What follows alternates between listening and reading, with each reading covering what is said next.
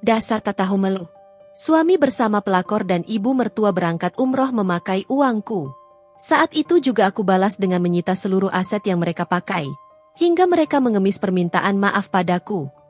Sebelum lanjut ke ceritanya, seperti biasa, jangan lupa absen dari daerah mana saja bunda-bunda semuanya, agar tali silaturahmi kita makin erat. Yang sudah subscribe, semoga rezekinya makin lancar.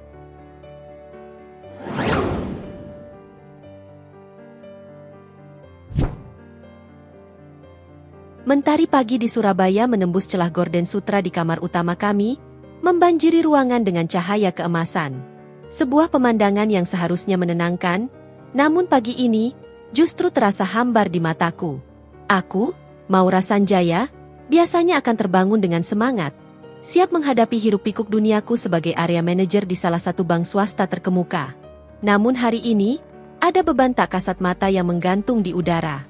Rumah ini, rumah mewah bergaya modern minimalis di salah satu perumahan elit Surabaya, adalah bukti nyata kerja kerasku. 4 kamar tidur, 3 kamar mandi marmer, dapur bersih dengan island megah, dan halaman belakang luas dengan kolam renang kecil. Setiap sudutnya berteriak, kesuksesan.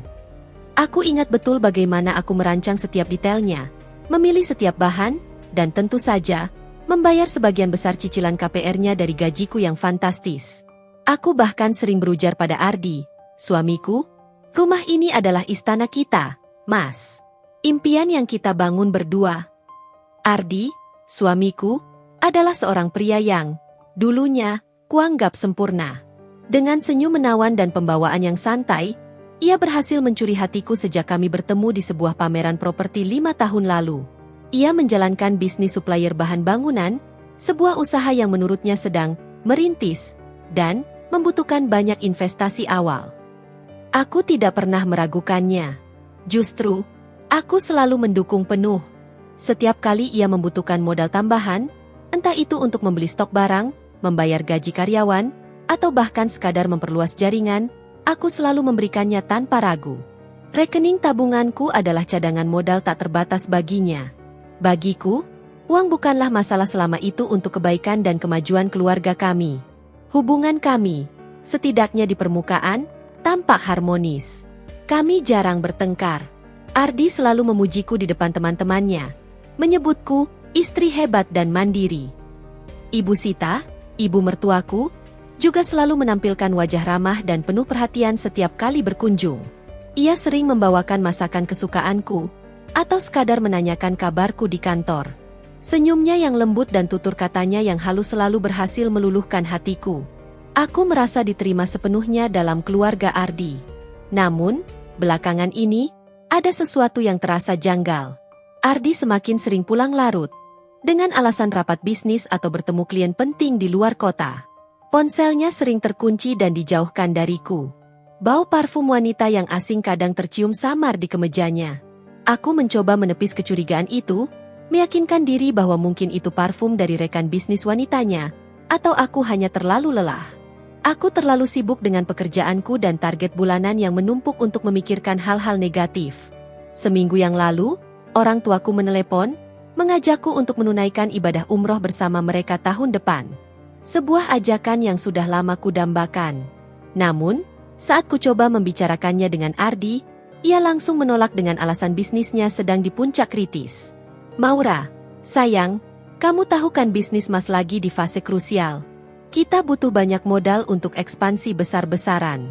Umroh bisa kapan saja, tapi kesempatan emas ini mungkin tidak akan datang 2 kali. Ujarnya dengan nada memelas, menggenggam tanganku erat.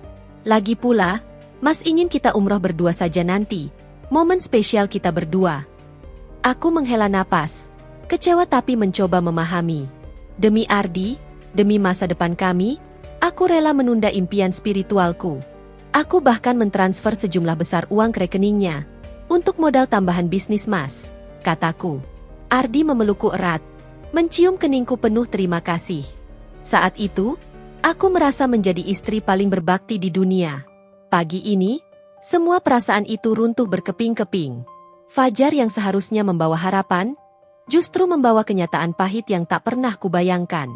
Matahari yang bersinar terang terasa seperti menyoroti kebodohanku. Aku bangkit dari ranjang, merasakan dinginnya lantai marmer di bawah telapak kakiku. Seolah itu adalah pertanda dinginnya hati yang akan segera menyelimuti diriku. Di meja nakas, ponsel Ardi bergetar pelan. Sebuah notifikasi. Aku meraihnya. Dan di sanalah, di layar ponsel itu, gambar tiket umroh dari sebuah biro perjalanan ternama terpampang jelas. Bukan hanya satu nama, tapi 3. Ardi Wijaya, Rina Lestari, Ibu Sita. Duniaku runtuh dalam sekejap. Antungku berdebar tak karuan, seolah ingin melompat keluar dari dadaku. Mataku terpaku pada layar ponsel, memandangi nama-nama itu, Ardi Wijaya, Rina Lestari, Ibu Sita. 3 nama yang terukir di tiket umroh, sebuah perjalanan suci yang dinodai oleh kebohongan dan pengkhianatan. Aku bisa merasakan darahku menggelegak, dingin dan panas bercampur menjadi satu, mengalir deras di setiap pembuluh darahku. Beku karena terkejut, panas karena amarah. Rina Lestari. Nama itu, meskipun asing di telingaku, seketika menarik benang-benang kusut dalam pikiranku. Itu dia wanita di balik semua kejanggalan yang selama ini kuhiraukan.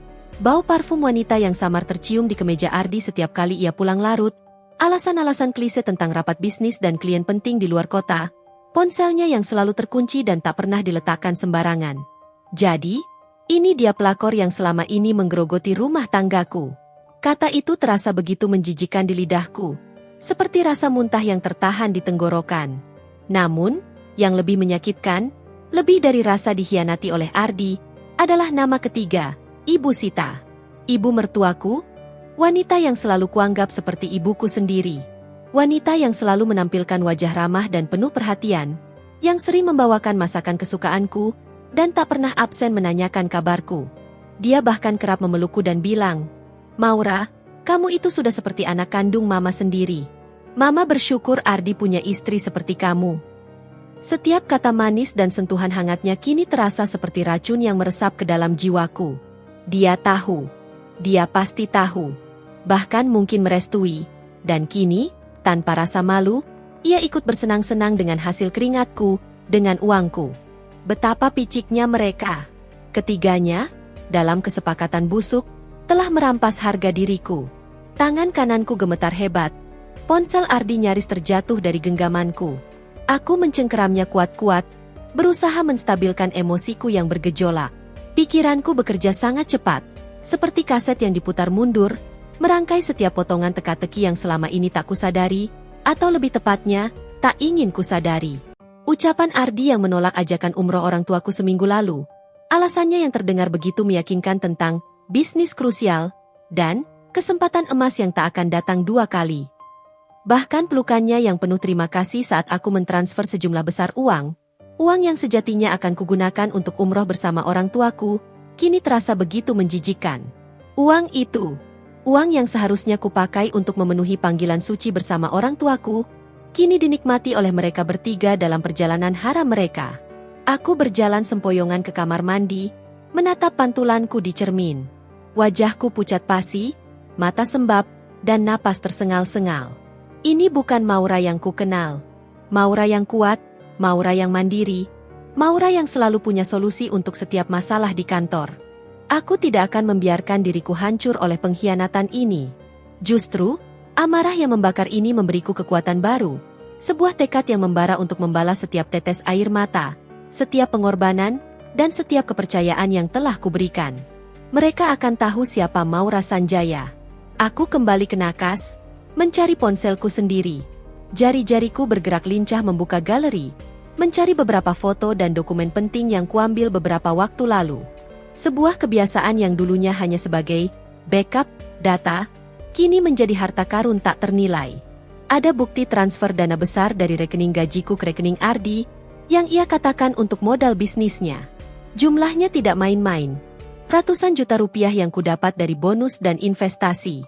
Ada juga salinan sertifikat rumah dan BPKB mobil yang meskipun atas nama Ardi, namun aku memiliki bukti pembayaran cicilan yang konsisten dari rekeningku, bahkan bukti pelunasan beberapa aset.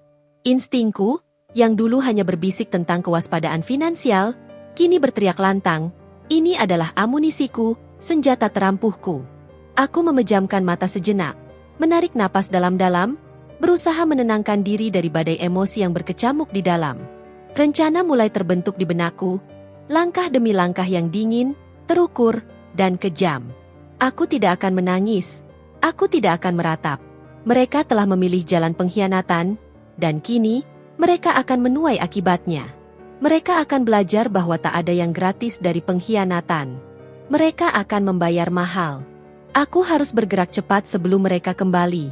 Setiap detik sangat berharga.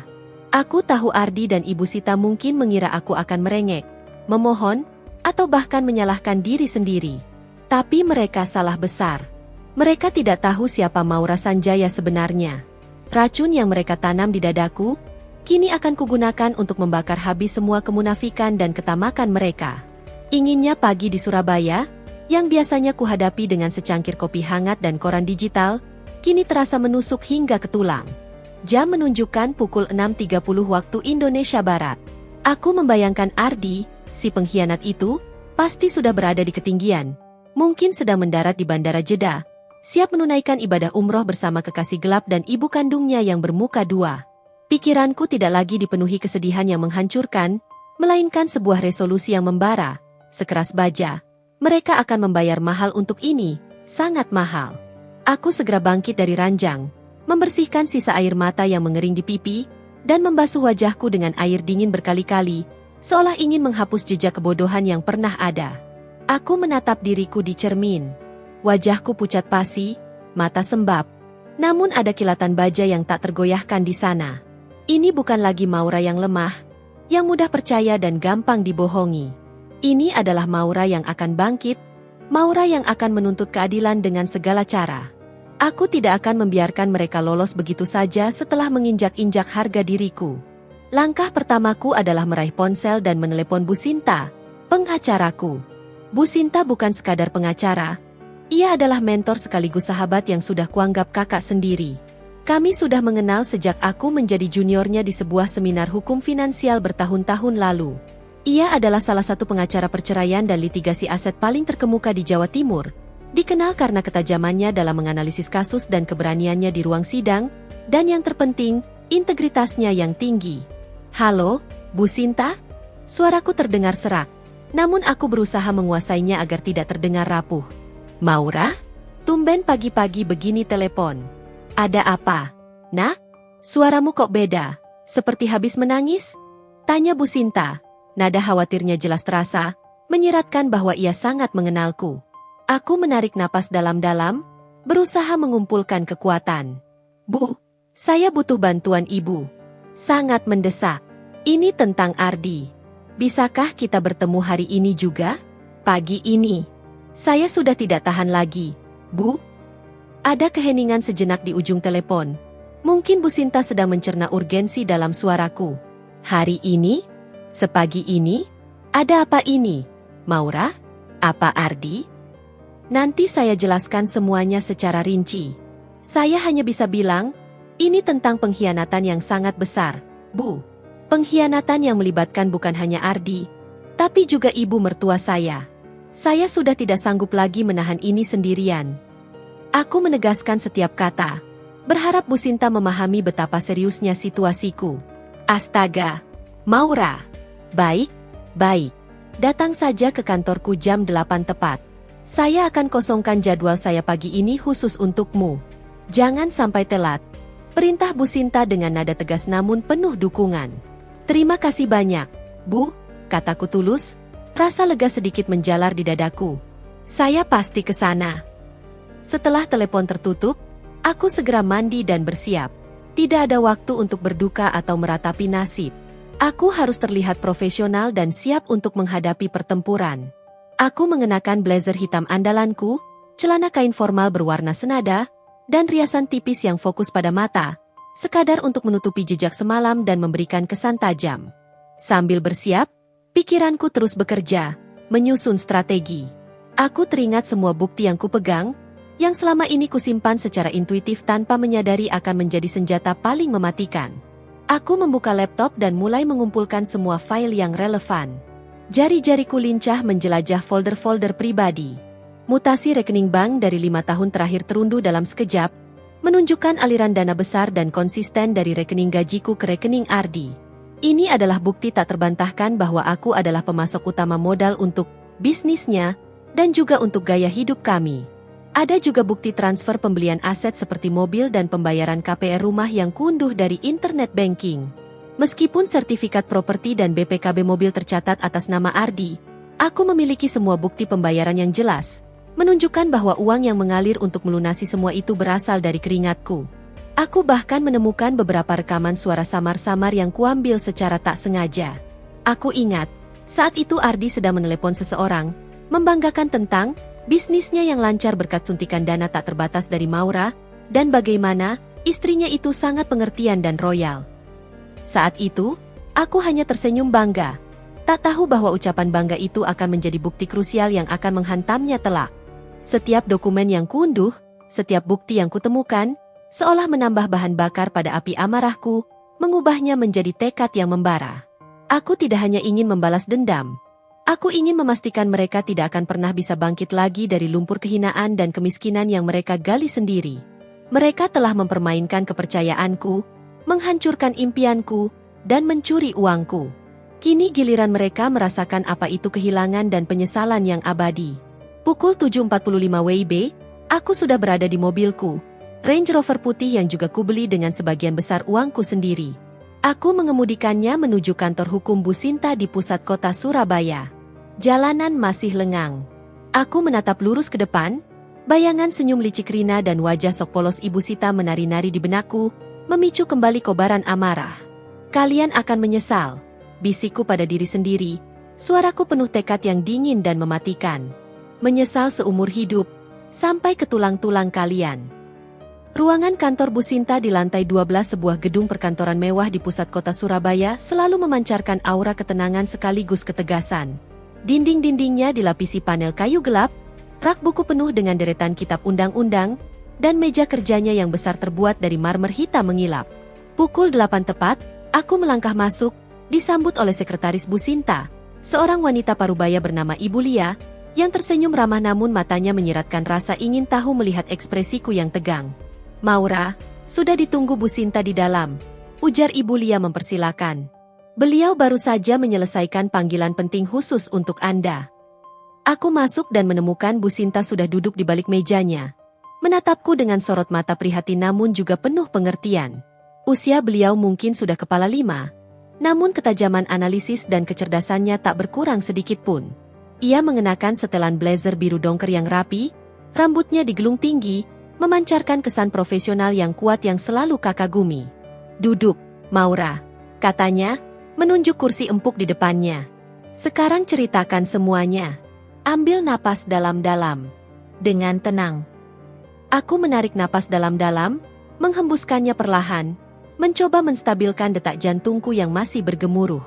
Kemudian, dengan suara yang berusaha kupastikan stabil, aku menceritakan semuanya dari awal. Bagaimana aku dan Ardi bertemu di sebuah pameran properti di Jakarta 5 tahun lalu.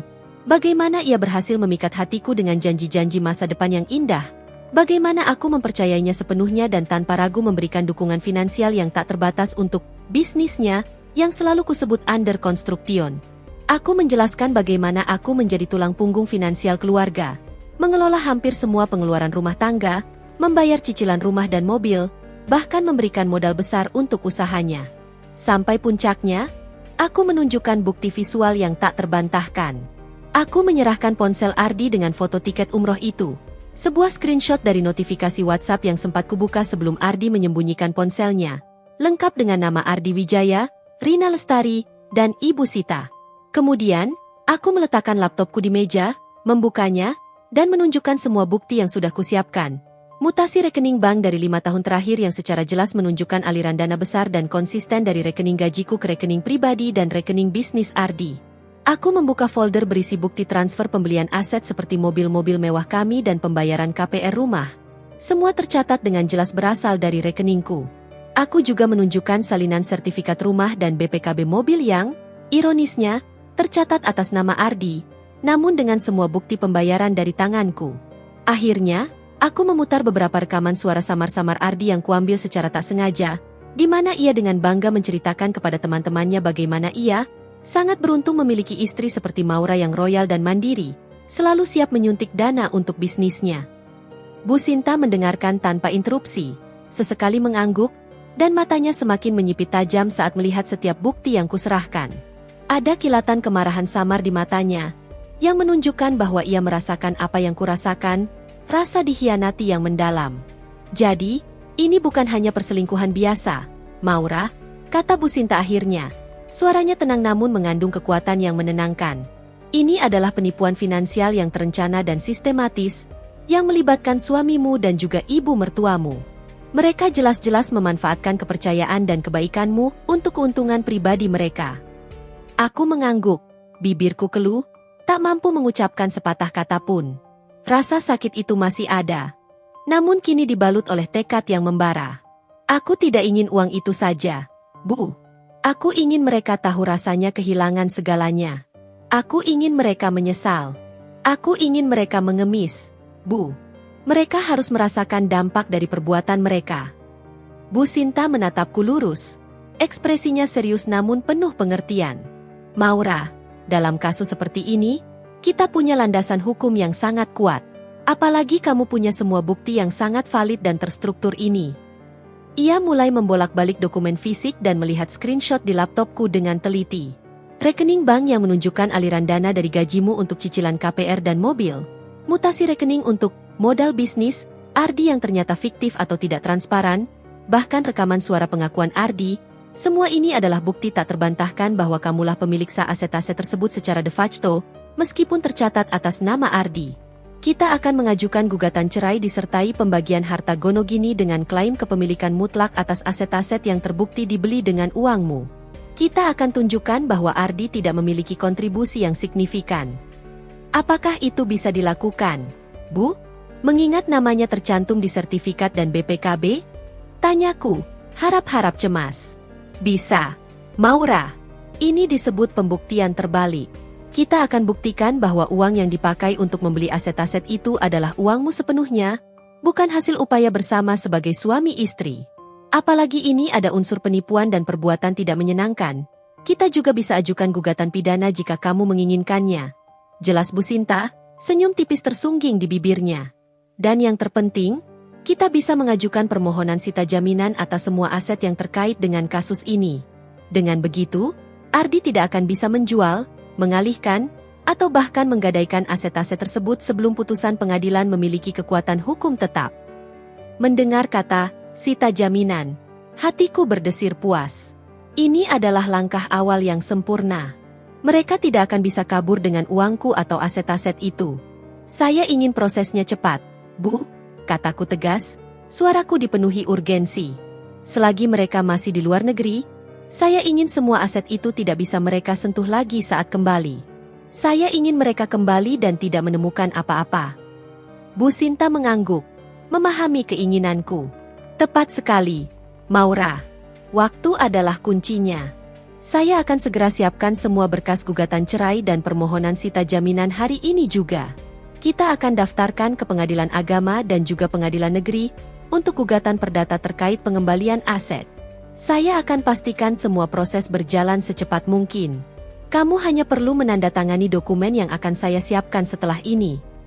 Aku merasakan beban berat di pundakku sedikit terangkat. Ada secercah harapan, ada jalan keluar yang jelas. Aku bangkit dari kursi dan menjabat tangan Bu Sinta erat. Sorot matanya yang penuh dukungan memberiku kekuatan. Terima kasih banyak, Bu. Saya serahkan semuanya pada Ibu. Jangan khawatir, Maura. Mereka akan menyesal telah berurusan denganmu. Balas Bu Sinta, matanya berkilat penuh tekad. Dan ingat, tetaplah tenang dan fokus. Ini baru permulaan. Aku melangkah keluar dari ruangan Bu Sinta dengan langkah lebih ringan, namun dengan kepala tegak dan hati yang dipenuhi tekad membaja. Pertemuan itu telah memberiku kejelasan dan arah yang pasti. Perang ini baru saja dimulai, dan aku siap untuk bertarung sampai titik darah penghabisan. Aku tidak akan membiarkan mereka mencicipi kembali kemewahan yang kubangun dengan keringat dan air mataku. Tidak akan pernah. Setelah meninggalkan kantor Bu Sinta, aku merasakan campuran antara kelegaan yang dingin dan ketegangan yang membuncah. Lega karena akhirnya aku mengambil tindakan nyata. Tegang karena tahu ini baru permulaan dari badai besar yang akan kuhadapi, dan yang lebih penting, badai yang akan mereka hadapi. Sepanjang perjalanan pulang ke rumah di Surabaya, yang biasanya kuisi dengan memutar playlist lagu-lagu menenangkan, kini pikiranku terus berputar. Aku membayangkan ekspresi Ardi dan Ibu Sita saat mereka menerima kabar mengejutkan ini. Pasti akan ada kepanikan, kemarahan yang membabi buta, dan mungkin sedikit rasa takut yang menusuk. Itulah yang kuinginkan. Rasa tidak berdaya yang akan melumpuhkan mereka. Sesampainya di rumah, aku langsung membersihkan diri di kamar mandi, membiarkan air dingin membasuh sisa-sisa kegelisahan. Aku mencoba menenangkan pikiran, meskipun itu terasa sulit. Aku tahu proses hukum tidak akan instan dan butuh waktu. Tapi Bu Sinta telah berjanji untuk bergerak secepat mungkin, memanfaatkan celah ketiadaan mereka di negeri ini. Aku memutuskan untuk mengambil cuti dari pekerjaanku selama beberapa hari ke depan. Aku tidak bisa fokus bekerja dengan pikiran yang kacau seperti ini, dan aku butuh waktu untuk mempersiapkan diri secara mental dan emosional menghadapi reaksi eksplosif dari Ardi dan keluarganya. Aku juga perlu memastikan semua pintu keamanan pribadiku terkunci rapat. Sore harinya, ponselku mulai berdering tanpa henti. Berbagai nomor asing muncul di layar. Beberapa di antaranya adalah nomor luar negeri dengan kode negara yang tidak kukenal. Aku tahu pasti itu Ardi, Ibu Sita, atau bahkan Rina. Mereka pasti sudah merasakan ada yang tidak beres. Mungkin kartu kredit mereka ditolak, atau Ardi tidak bisa mengakses rekeningnya. Aku tidak mengangkatnya. Aku membiarkan mereka menelepon, membiarkan nada sambung terus berdering, hingga terputus. Aku membiarkan mereka panik, membiarkan mereka bertanya-tanya mengapa aku tidak bisa dihubungi, dan mengapa dunia finansial mereka tiba-tiba mati. Ini adalah bagian dari rencanaku. Aku ingin mereka merasa terisolasi, terputus dari dunia yang selama ini mereka anggap aman, tempat mereka bisa bersembunyi di balik kemewahan palsu.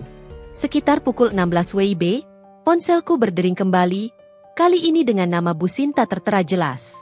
Aku segera mengangkatnya. Halo, Maura? Suara Bu Sinta terdengar tegas dan penuh kepuasan. Iya, Bu. Ada kabar? Tanyaku, jantungku berdebar antisipasi. Kabar baik. Gugatan cerai dan permohonan sita jaminan sudah kami daftarkan di Pengadilan Agama dan Pengadilan Negeri. Prosesnya sudah berjalan. Besok pagi, tim kami akan mendatangi rumahmu untuk melakukan eksekusi sita jaminan secara resmi. Mereka akan memasang pelang sita dan mengganti gembok rumah. Untuk mobil, kami sudah berkoordinasi dengan pihak leasing dan bank terkait. Semua rekening Ardi, termasuk rekening bisnisnya, sudah kami ajukan pemblokiran sementaranya. Mereka akan segera menindaklanjuti proses ini.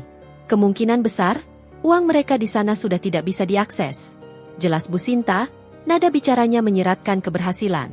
Hatiku berdesir puas mendengar kabar itu. Secepat itu, Bu? Bukankah prosesnya biasanya lama? Tentu saja.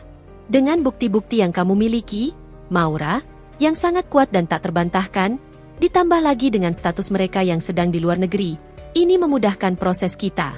Pengadilan memberikan prioritas karena ada potensi pengalihan aset. Kita harus bergerak cepat sebelum mereka kembali dan mencoba mengalihkan aset-aset itu ke pihak lain. Jelas Bu Sinta. Siapkan dirimu, Maura. Ini akan menjadi awal dari guncangan besar dan kekacauan total bagi mereka. Mereka akan sadar betapa rapuhnya fondasi hidup mereka yang dibangun di atas kebohongan. Aku mengangguk, meskipun Bu Sinta tidak bisa melihatnya. Baik, Bu. Saya siap. Terima kasih banyak atas kecepatan kerjanya. Malam itu, aku tidur tidak nyenyak. Bukan karena kesedihan yang menghanyutkan, melainkan karena antisipasi yang luar biasa. Aku membayangkan bagaimana Ardi, yang selalu bangga dengan rumah dan mobilnya, akan terkejut dan murka saat kembali dan menemukan semua itu telah lenyap. Aku membayangkan Ibu Sita, yang selalu menganggap diriku sebagai ATM berjalan tanpa batas, akan syok saat rekeningnya diblokir dan ia tidak bisa lagi menikmati kemewahan. Dan Rina, pelakor itu, pasti akan merasakan dampak dari perbuatannya, mungkin ditinggalkan Ardi, atau lebih buruk lagi, terperosok dalam masalah finansial yang sama. Aku tersenyum dalam gelap. Keesokan paginya, aku sudah siap dengan pakaian rapi. Tepat pukul 9 WIB, sebuah mobil hitam berhenti di depan rumahku. 2 orang pria berjas rapi turun, didampingi oleh beberapa petugas dari pengadilan dan kepolisian. Mereka adalah tim dari kantor Bu Sinta. Aku menyambut mereka di teras dengan sikap tenang. Selamat pagi, Bu Maura. Kami dari kantor hukum Sinta Ngurekan akan melaksanakan perintah sita jaminan atas properti ini sesuai surat penetapan dari pengadilan, ujar salah satu pria berjas, menunjukkan surat-surat resmi yang berstempel dan bermeterai. Aku mengangguk, mempersilakan mereka masuk. Mereka bergerak cepat dan efisien. Pelang besar bertuliskan, aset dalam sita jaminan pengadilan, dengan logo lambang keadilan segera dipasang di gerbang utama rumah, terlihat jelas dari jalanan. Gembok pintu utama diganti dengan gembok baru yang lebih besar dan terpasang segel resmi. Mereka juga memeriksa seluruh ruangan, mendata setiap barang berharga yang menjadi bagian dari aset yang disengketakan, dan memastikan tidak ada yang bisa dipindahkan atau disembunyikan. Beberapa jam kemudian, semua proses itu selesai. Rumah yang tadinya adalah simbol kebahagiaan semu Ardi, kini menjadi simbol kekalahannya yang memalukan. Setelah mereka pergi, aku berdiri di depan rumah, memandangi pelang sita itu yang kini mendominasi pemandangan. Sebuah senyum tipis terukir di bibirku, namun bukan senyum puas, melainkan senyum tekad. Ini adalah gelombang pertama guncangan yang mereka rasakan. Aku tahu, gelombang berikutnya akan jauh lebih besar, lebih keras, dan lebih menghancurkan. Dan aku, Maura Sanjaya, siap untuk menyaksikannya, dari kejauhan, atau bahkan dari dekat. Pagi setelah rumahku disegel, suasana di rumah terasa hening, namun bukan hening yang menenangkan. Itu adalah keheningan antisipasi, menunggu badai yang akan datang. Aku memutuskan untuk tidak ke kantor. Meskipun tugasku sebagai area manajer di bank sangat padat, aku tahu fokusku tidak akan penuh. Aku perlu mengosongkan diri, menyiapkan mental, dan membiarkan rencana ini berjalan. Notifikasi ponselku terus-menerus berbunyi, deretan panjang panggilan tak terjawab dari nomor-nomor asing, beberapa di antaranya dengan kode negara Arab Saudi. Aku membiarkannya. Aku ingin mereka merasa frustrasi, bingung, dan terputus dari dunia yang selama ini mereka kuasai. Ini adalah bagian dari strategi, diam 1000 bahasa, yang kuimplementasikan. Aku tahu, saat mereka kembali ke Surabaya, kejutan yang sebenarnya baru akan menanti, jauh lebih pahit dari sekadar telepon tak berjawab. Siang itu, sekitar pukul 13 WIB, aku menerima pesan WhatsApp dari salah satu staf Bu Sinta, namanya Rangga. Sebuah screenshot dari sebuah berita daring lokal di portal berita Surabaya dan sekitarnya. Judulnya mencolok, pengusaha properti asal Surabaya terlibat sengketa aset rumah tangga, diduga penipuan miliaran rupiah. Artikel itu tidak menyebut nama Ardi secara gamblang, hanya inisial dan deskripsi yang jelas merujuk padanya. Suami dari seorang manajer bank terkemuka di Surabaya, pemilik bisnis supplier bahan bangunan, dan kediamannya di perumahan elit sudah disegel pengadilan. Reputasi Ardi, yang selama ini ia bangun di atas fondasi pasir dan kepura-puraan, perlahan mulai runtuh. Ini baru permulaan kehancuran sosialnya. Sekitar pukul 15 WIB, ponselku akhirnya berdering lagi. Kali ini, nomor yang sangat kukenal muncul di layar. Nomor pribadi Ardi. Aku menarik napas dalam, memejamkan mata sejenak, mempersiapkan diri untuk konfrontasi. Aku mengangkatnya. Suara Ardi yang biasanya tenang dan berwibawa, yang selalu mampu merayu dan meyakinkanku, kini terdengar pecah, panik, dan penuh keputusasaan. Maura! Maura, kamu di mana? Kenapa nomor saya kamu blokir? Kenapa semua rekening saya tidak bisa diakses? Teriaknya tanpa basa-basi, suaranya dipenuhi amarah dan kepanikan yang tak terkendali. Latar belakang suaranya terdengar bising, seperti di lobi hotel atau bandara yang ramai. Aku bisa mendengar suara Ibu Sita yang juga berteriak-teriak histeris di belakangnya, dan samar-samar suara Rina yang menangis terseduh-seduh. Mereka pasti sedang dalam situasi yang sangat sulit. Aku sengaja diam, membiarkannya terus berbicara, membiarkannya meluapkan kepanikan dan frustrasinya yang baru ia sadari. Maura, ini ada apa? Kami tidak bisa bayar hotel. Kartu kredit saya ditolak semua. ATM kosong. Ini di Makkah, Maura. Kami tidak punya uang sepeser pun untuk makan atau bahkan sekadar beli air minum. Ardi terus berteriak. Suaranya semakin tinggi. Aku bisa membayangkan wajahnya yang pucat pasi, penuh keringat dingin, keringat panik, bukan keringat karena lelah beribadah. Dan rumah, Maura. Kenapa rumah kita ada Plangsita? Itu berita di internet apa-apaan? Aku sudah telepon Pak RT. Katanya rumah kita disegel pengadilan. Kamu gila, Maura? Kamu mau bikin aku jadi gelandangan? Baru setelah ia berhenti sejenak untuk mengambil napas, suaranya mulai terdengar sedikit memohon. Aku berbicara. Suaraku tenang, dingin, dan nyaris tanpa emosi, seperti air es. Oh, jadi sudah sadar kalau ada yang tidak beres, Mas Ardi? Suaraku yang tenang justru semakin memancing emosinya. Sadarnya bagaimana? Ini kamu kenapa? Kamu mau bikin malu aku di depan semua orang? Mau hancurkan nama baikku yang sudah susah payahku bangun? Nama baik? Sejak kapan Anda punya nama baik, Mas? Potongku tajam. Setiap kataku rangkai menjadi pedang. Sejak Anda berbohong, menipu, dan menguras uang saya untuk bersenang-senang dengan wanita itu dan ibu Anda sendiri? Sejak kapan Anda punya nama baik saat Anda menodai ibadah suci dengan dosa besar hasil uang haram? Ada jeda hening yang panjang di ujung telepon. Seolah kata-kataku telah menamparnya telak, membuatnya tak berkutik. Kemudian, suara Ibu Sita menyambar, penuh kemarahan dan kepanikan.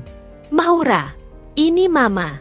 Kamu jangan kurang ajar sama suami dan mertuamu. Kamu itu gila harta ya? Kami lagi di tanah suci, kamu tega melakukan ini? Aku tertawa sinis, tawa yang tidak ada kebahagiaannya sama sekali, hanya ironi dan kepahitan. Tanah suci, Bu? Anda pikir Tuhan tidak melihat kebusukan hati Anda dan anak Anda? Kalian berangkat umroh dengan uang hasil menipu saya. Uang yang saya kumpulkan dengan keringat sendiri, yang seharusnya saya pakai untuk berangkat dengan orang tua saya. Itu bukan berkah, Bu. Itu namanya uang haram, Bu. Jangan bawa-bawa Tuhan untuk menutupi kebusukan kalian. Maura, jaga ucapanmu, teriak Ardi lagi, suaranya semakin putus asa. Aku janji akan jelaskan semuanya kalau kita pulang. Aku akan berubah. Kumohon, Maura, kami tidak punya apa-apa di sini. Kami tidak bisa makan. Kami butuh uang untuk pulang. Pulang? Kataku. Suaraku semakin dingin dan tak berperasaan. Anda pikir bisa pulang dengan mudah setelah semua yang Anda lakukan? Jangan harap, Mas. Anda tidak akan bisa pulang ke rumah ini sebelum semua urusan hukum selesai. Dan untuk uang, cari saja sendiri. Dulu Anda sangat pintar menguras uang saya. Sekarang coba cari cara sendiri untuk bertahan hidup di negeri orang. Saya tidak akan memberikan sepeser pun. Itu balasan setimpal untuk kalian yang tak tahu malu. Aku bisa mendengar suara tangisan Rina yang semakin histeris di latar belakang, mungkin mendengar percakapan kami. Ardi dan Ibu Sita terus berteriak-teriak, bergantian memohon, mengancam, bahkan menyumpahiku. Tapi hatiku sudah membatu, tertutup oleh lapisan es. Semua ucapan maaf mereka terasa hampa, hanya keluar karena mereka terpojok dan menderita.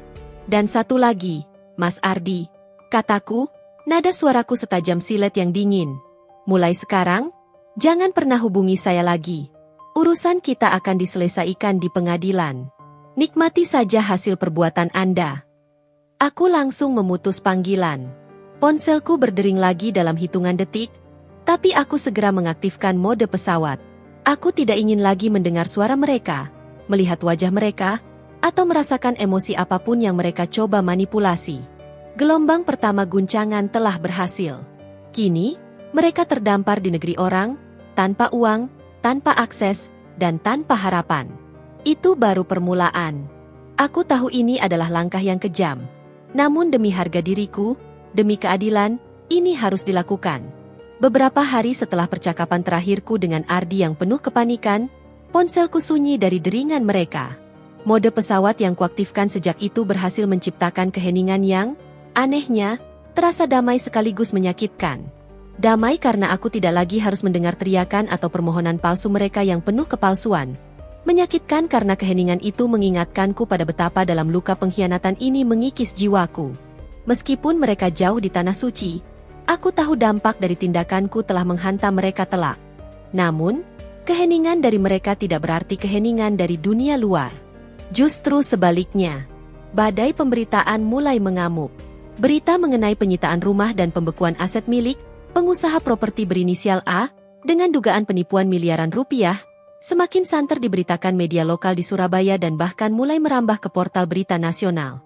Meskipun nama lengkap Ardi tidak pernah disebutkan secara eksplisit, deskripsi kasus dan inisialnya sudah cukup membuat semua orang di lingkungan sosial kami, bahkan beberapa klien bank di tempatku bekerja, mulai berbisik-bisik, melontarkan spekulasi, dan menyebarkan rumor. Aku melihat tatapan-tatapan ingin tahu, beberapa simpati, lainnya sinis.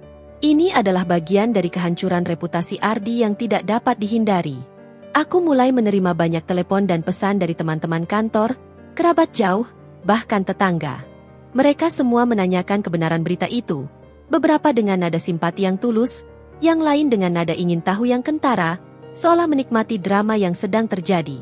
Aku hanya menjawab seperlunya, ini masalah pribadi keluarga, doakan saja yang terbaik. Atau, semuanya sedang dalam proses hukum. Saya tidak bisa berkomentar banyak, mohon pengertiannya. Aku berusaha tetap profesional dan tenang, menjaga ekspresi datar di hadapan mereka. Meskipun di dalam hati, aku tahu ini adalah bagian dari rencanaku. Biarkan reputasi mereka hancur berkeping-keping di mata publik, biarkan mereka merasakan rasa malu yang selama ini aku rasakan sendiri. Bu Sinta juga secara berkala memberikan kabar terbaru kepadaku, yang semakin mengukuhkan keputusanku. Maura, rekening-rekening Ardi di berbagai bank sudah resmi dibekukan. Pihak kepolisian juga sudah menerima laporan dugaan penipuan yang kita ajukan, dan mereka akan segera memprosesnya. Kemungkinan besar dalam waktu dekat akan ada pemanggilan resmi untuk Ardi. Kabar dari Biro Perjalanan Umroh, Ardi dan Ibu Sita benar-benar terdampar. Mereka kesulitan membayar tagihan hotel dan bahkan tiket kepulangan mereka. Pihak Biro Perjalanan sudah menghubungi beberapa kerabat Ardi di Surabaya dan luar kota, tapi sepertinya tidak ada yang mau membantu menalangi biaya mereka. Lapor Bu Sinta suatu pagi, suaranya terdengar sedikit geli. Senyum tipis dan puas tersungging di bibirku mendengar kabar itu. Sebuah kepuasan dingin menjalar di hatiku, membungkus luka yang masih menganga. Tidak ada yang mau membantu menalangi. Kata-kata itu bergaung di benakku. Artinya, bahkan keluarga Ardi yang lain pun sudah muak dengan tingkah lakunya. Atau mereka memang tidak memiliki kemampuan finansial untuk membantu. Ini berarti ia benar-benar sendirian, terisolasi, bersama pelakor dan ibu yang kini ikut merana bersamanya, jauh dari kemewahan dan kenyamanan yang biasa mereka nikmati. Mereka telah menuai apa yang mereka tabur. Aku menghabiskan hari-hariku yang kuambil cuti dengan berdiam di rumah. Sesekali berkunjung ke rumah orang tuaku di pinggir kota Surabaya untuk mencari ketenangan. Mereka tahu sebagian besar masalahku, tapi aku tidak menceritakan detail kekejaman Ardi dan Ibu Sita secara keseluruhan, agar mereka tidak terlalu khawatir dan terbebani. Aku hanya mengatakan bahwa aku dan Ardi akan bercerai dan ada masalah serius terkait aset yang harus diselesaikan melalui jalur hukum. Orang tuaku memberiku dukungan penuh, memelukku erat, dan mengingatkanku bahwa aku tidak sendirian menghadapi semua ini. Keberadaan mereka adalah jangkar bagiku. Namun, saat malam tiba dan aku kembali ke rumah yang kini terasa semakin kosong, keheningan itu kembali menghantuiku. Meskipun puas dengan langkah-langkah yang telah kuambil dan hasil awal yang memuaskan, ada sisi diriku yang merasa hampa, sebuah kekosongan yang ditinggalkan oleh kehancuran sebuah hubungan. 5 tahun hidup bersama Ardi, semua impian yang kami rajut, kini hanya menjadi abu yang berterbangan di tiup angin pengkhianatan. Cinta yang pernah ada, kini digantikan oleh rasa jijik, amarah, dan sebuah kekosongan yang dalam. Di tengah keheningan itu, aku tahu ini adalah masa transisi. Masa di mana aku harus meneguhkan hati untuk menghadapi babak selanjutnya. Proses persidangan yang panjang, mungkin melelahkan, dan penuh drama. Aku harus kuat, bukan hanya untuk membalas dendam dan menuntut hakku, tetapi untuk diriku sendiri, untuk masa depanku yang harus kubangun kembali tanpa bayang-bayang pengkhianatan mereka. Badai di media mungkin menjadi guncangan yang menghancurkan bagi mereka, tapi bagi Maura, ini adalah api yang menguatkan baja di dalam diriku, menempa diriku menjadi pribadi yang lebih tangguh dan bijaksana. 2 minggu berlalu sejak terakhir kali Ardi dan Ibu Sita menghubungiku. Kebisuan mereka adalah bukti nyata bahwa mereka memang terpojok dan tidak berdaya, terputus dari dunia yang selama ini mereka manfaatkan. Sementara itu, badai di media lokal Surabaya semakin intens. Hampir setiap hari ada saja artikel baru yang mengulas kasus pengusaha properti berinisial A yang asetnya disita. Meskipun detailnya masih samar, namun cukup untuk membuat bisik-bisik dan tatapan aneh bertebaran di mana-mana. Ini adalah kemenangan kecil yang terasa manis, melihat reputasi palsu mereka runtuh sedikit demi sedikit. Pagi itu, sekitar pukul 10 WIB, Bu Sinta meneleponku. Suaranya terdengar serius, namun ada nada kepuasan samar. Maura, ada kabar penting dari pihak imigrasi dan biro perjalanan yang berkoordinasi dengan tim kami. Ardi, Rina, dan Ibu Sita akhirnya bisa kembali ke Indonesia. Ada kerabat jauh mereka, seorang bibi dari pihak Ardi yang selama ini tinggal di luar kota dan kurang berhubungan dengan mereka, yang merasa kasihan dan terpaksa diwajibkan untuk menalangi biaya kepulangan mereka. Tapi itu pun dengan jaminan dan surat pernyataan resmi. Mereka benar-benar tidak punya pilihan lain. Hatiku berdesir. Jadi, mereka sudah pulang. Pertarungan sebenarnya akan segera dimulai, di tanah air sendiri. Kapan mereka sampai di Surabaya, Bu? Tanyaku, mencoba menjaga suara agar tetap tenang. Mereka dijadwalkan tiba di Bandara Internasional Ahmad Yani Semarang sore ini, sekitar pukul 5 sore. Penerbangan langsung dari Jeddah ke Semarang. Setelah itu, kemungkinan mereka langsung menuju Surabaya atau ke tempat kerabat yang menalangi mereka, yang berada di pinggiran Semarang. Aku sudah menginformasikan petugas pengadilan dan kepolisian. Mereka akan mengawasi pergerakan Ardi begitu dia tiba. Aku sarankan kamu untuk tetap di rumah atau di tempat orang tuamu dulu, Maura. Hindari konfrontasi langsung yang tidak perlu. Biarkan hukum yang bekerja. Saran Bu Sinta, suaranya mengandung nada peringatan. Aku terdiam sejenak, memikirkan saran Bu Sinta. Menghindari konfrontasi? Justru itu yang ingin kulakukan. Aku ingin melihat mereka. Melihat bagaimana wajah mereka yang dulu angkuh kini hancur lebur. Aku ingin mereka tahu bahwa aku, Maura, ada di sana, menyaksikan langsung kehancuran yang mereka ciptakan sendiri. Bu, saya akan menjemput mereka, kataku akhirnya, suaraku mantap, tanpa ragu sedikit pun.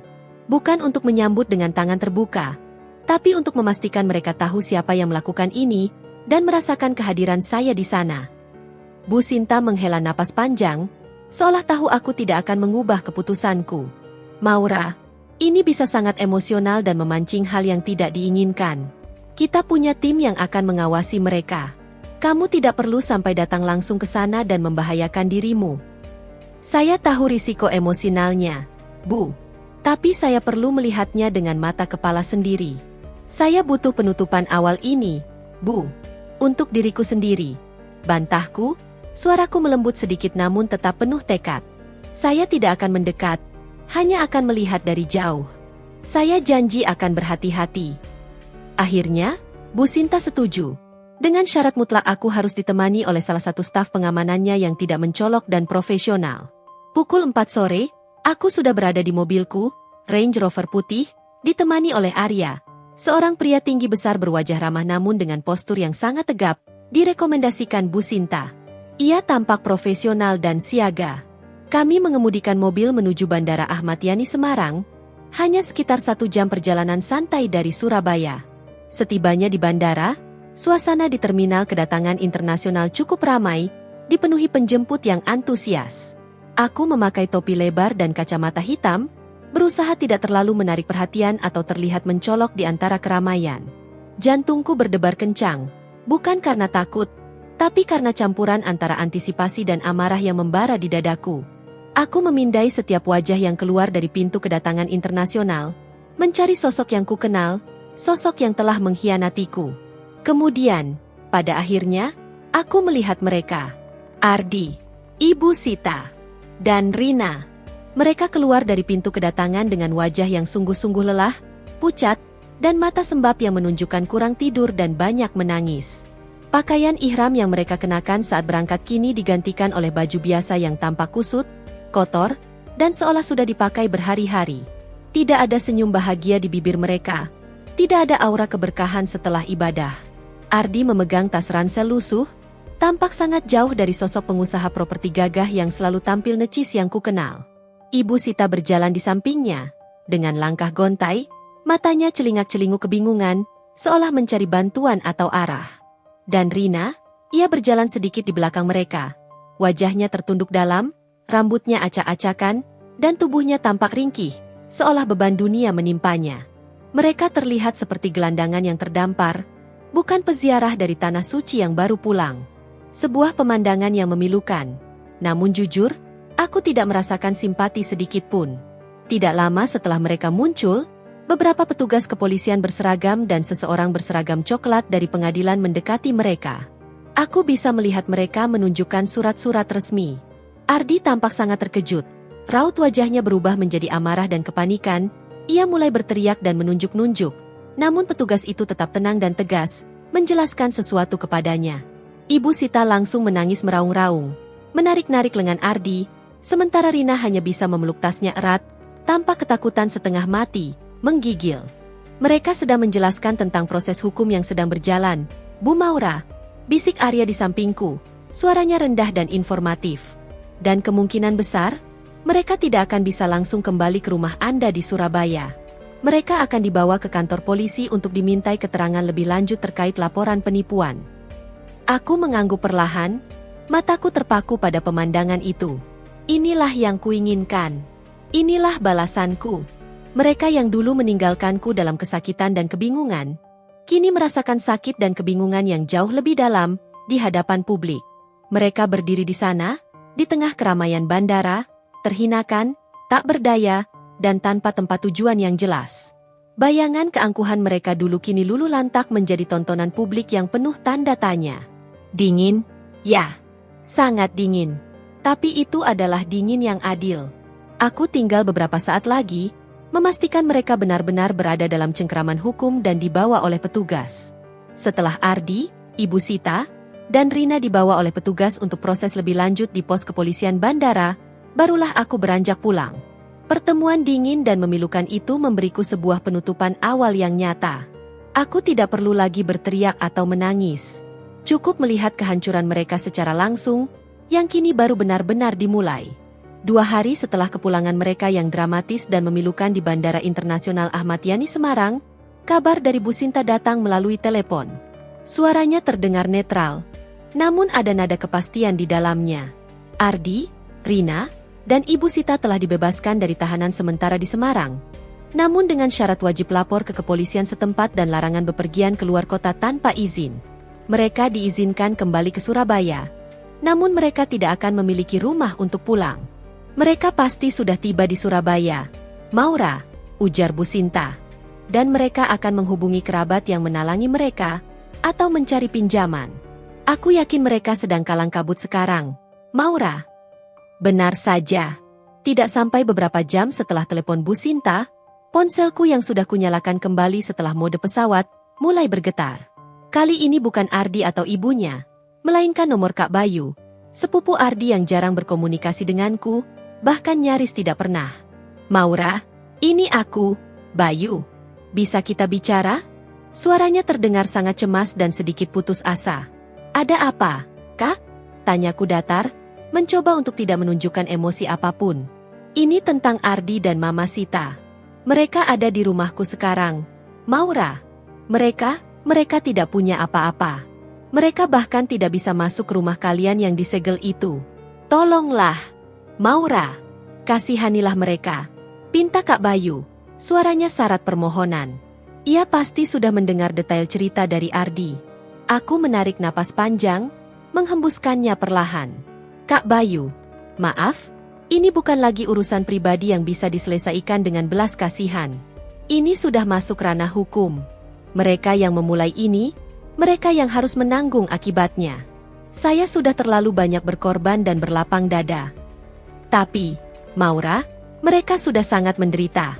Mama Sita bahkan sampai sakit, terus-menerus batuk dan demam. Ardi, dia tidak pernah seperti ini. Maura, bisnisnya hancur, teman-temannya menjauh. Tolong, cabut saja gugatanmu, demi keluarga. Bujuk Kak Bayu lagi, mencoba menyentuh sisi emosionalku. Kak Bayu tahu betul bagaimana Ardi dan Ibu Sita selalu mengandalkan saya untuk segalanya. Selama ini, saya diam. Tapi kali ini, mereka sudah melampaui batas. Mereka menipu saya, menguras uang saya, dan membawa wanita lain dalam ibadah suci menggunakan uang saya, di bawah restu Ibu Sita. Saya tidak bisa memaafkan itu, kataku tegas, suaraku dipenuhi tekad yang dingin. Jika Kak Bayu ingin membantu mereka, silakan. Tapi jangan minta saya menarik laporan atau mencabut gugatan. Keputusan saya sudah bulat. Setelah percakapan singkat namun padat itu, aku tahu ini hanyalah permulaan. Mereka pasti akan mengerahkan semua orang, setiap kerabat yang mereka miliki, untuk membujukku, mengancamku, atau memanipulasiku. Tapi hatiku sudah terlalu keras untuk itu. Keesokan paginya, aku menerima 2 amplop resmi. Satu adalah surat panggilan resmi dari Kepolisian Surabaya untuk memberikan keterangan tambahan sebagai pelapor terkait dugaan penipuan. Dan yang satunya lagi, surat panggilan sidang pertama dari Pengadilan Agama untuk gugatan cerai dan pembagian harta, serta dari Pengadilan Negeri untuk gugatan perdata terkait pengembalian aset. Proses hukum berjalan jauh lebih cepat dari dugaanku. Bu Sinta benar-benar bekerja sangat cekatan. Pada hari pemeriksaan di kantor polisi, aku datang didampingi Bu Sinta. Aku mengenakan setelan kerja yang rapi dan profesional. Ruangan interogasi terasa dingin dan tegang. Aku melihat Ardi, Rina, dan Ibu Sita duduk di seberang meja, dengan wajah kusut dan mata yang dipenuhi ketakutan.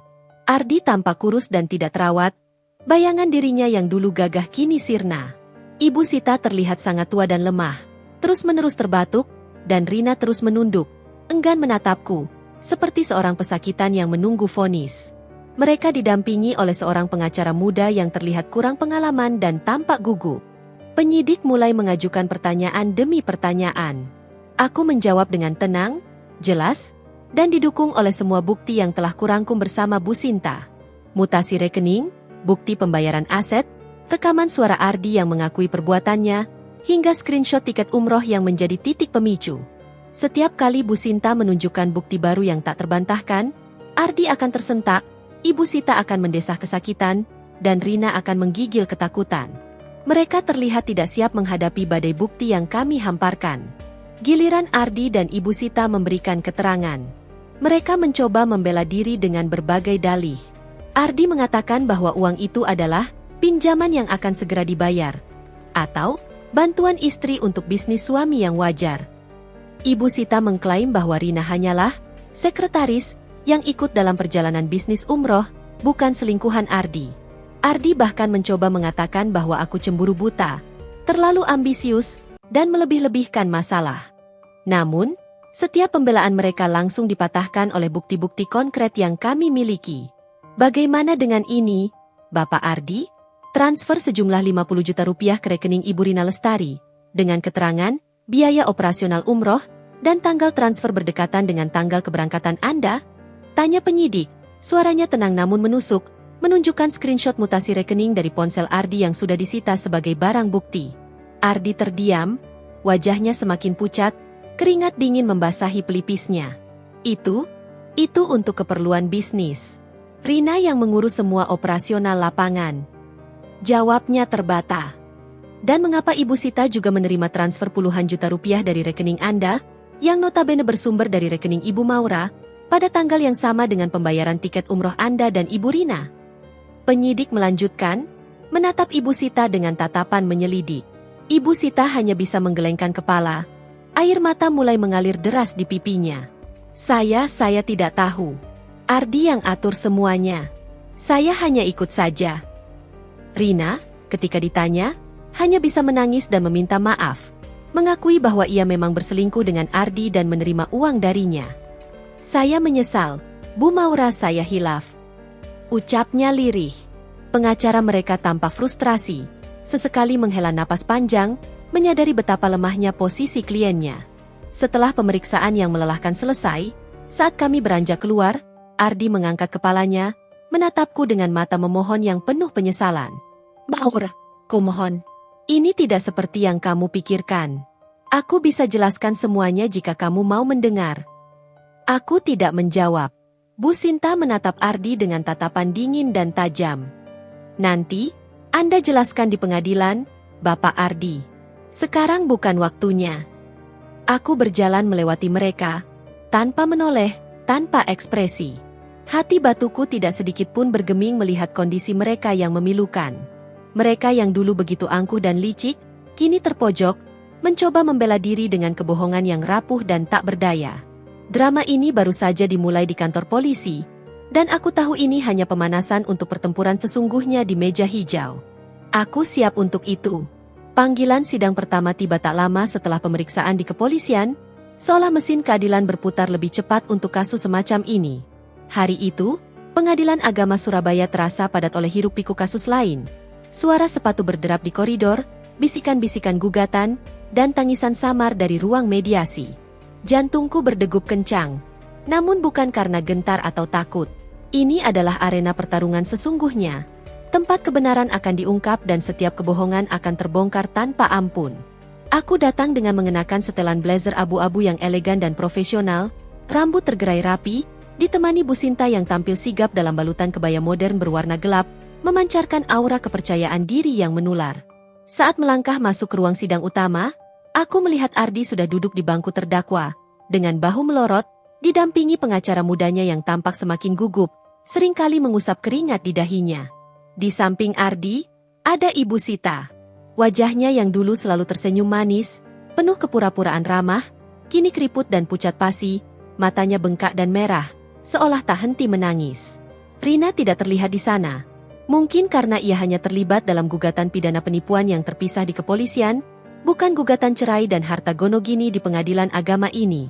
Kehadiran Ibu Sita membuat amarahku kembali tersulut. Wanita tua itu masih berani menampakkan diri setelah semua yang ia lakukan, setelah ikut menikmati hasil pengkhianatan.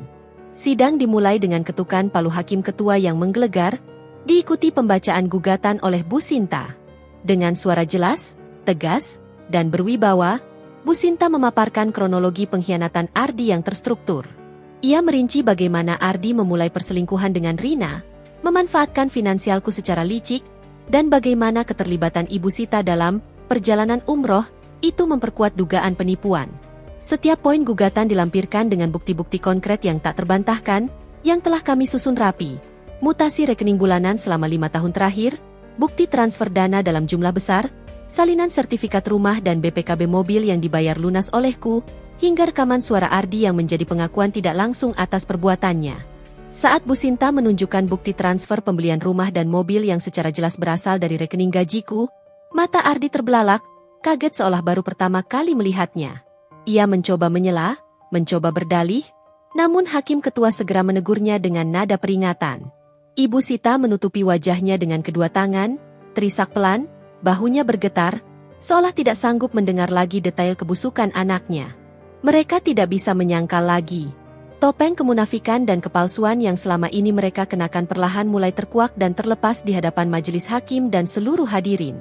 Kemudian, tiba giliran pihak Ardi untuk memberikan tanggapan atas gugatan kami. Pengacara Ardi, dengan suara bergetar dan kepercayaan diri yang minim, mencoba menyanggah gugatan kami.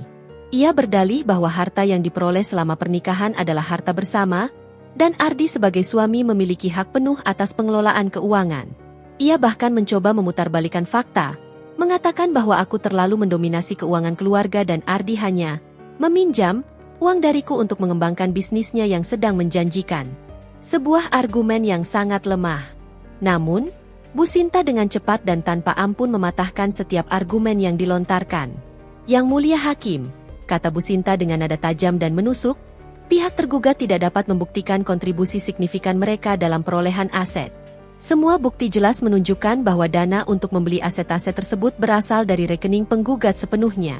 Bahkan ada bukti rekaman suara di mana tergugat sendiri mengakui bahwa uang tersebut murni dari istri, dan bisnisnya tidak berkembang sebagaimana mestinya, melainkan hanya menghabiskan modal tanpa hasil yang jelas.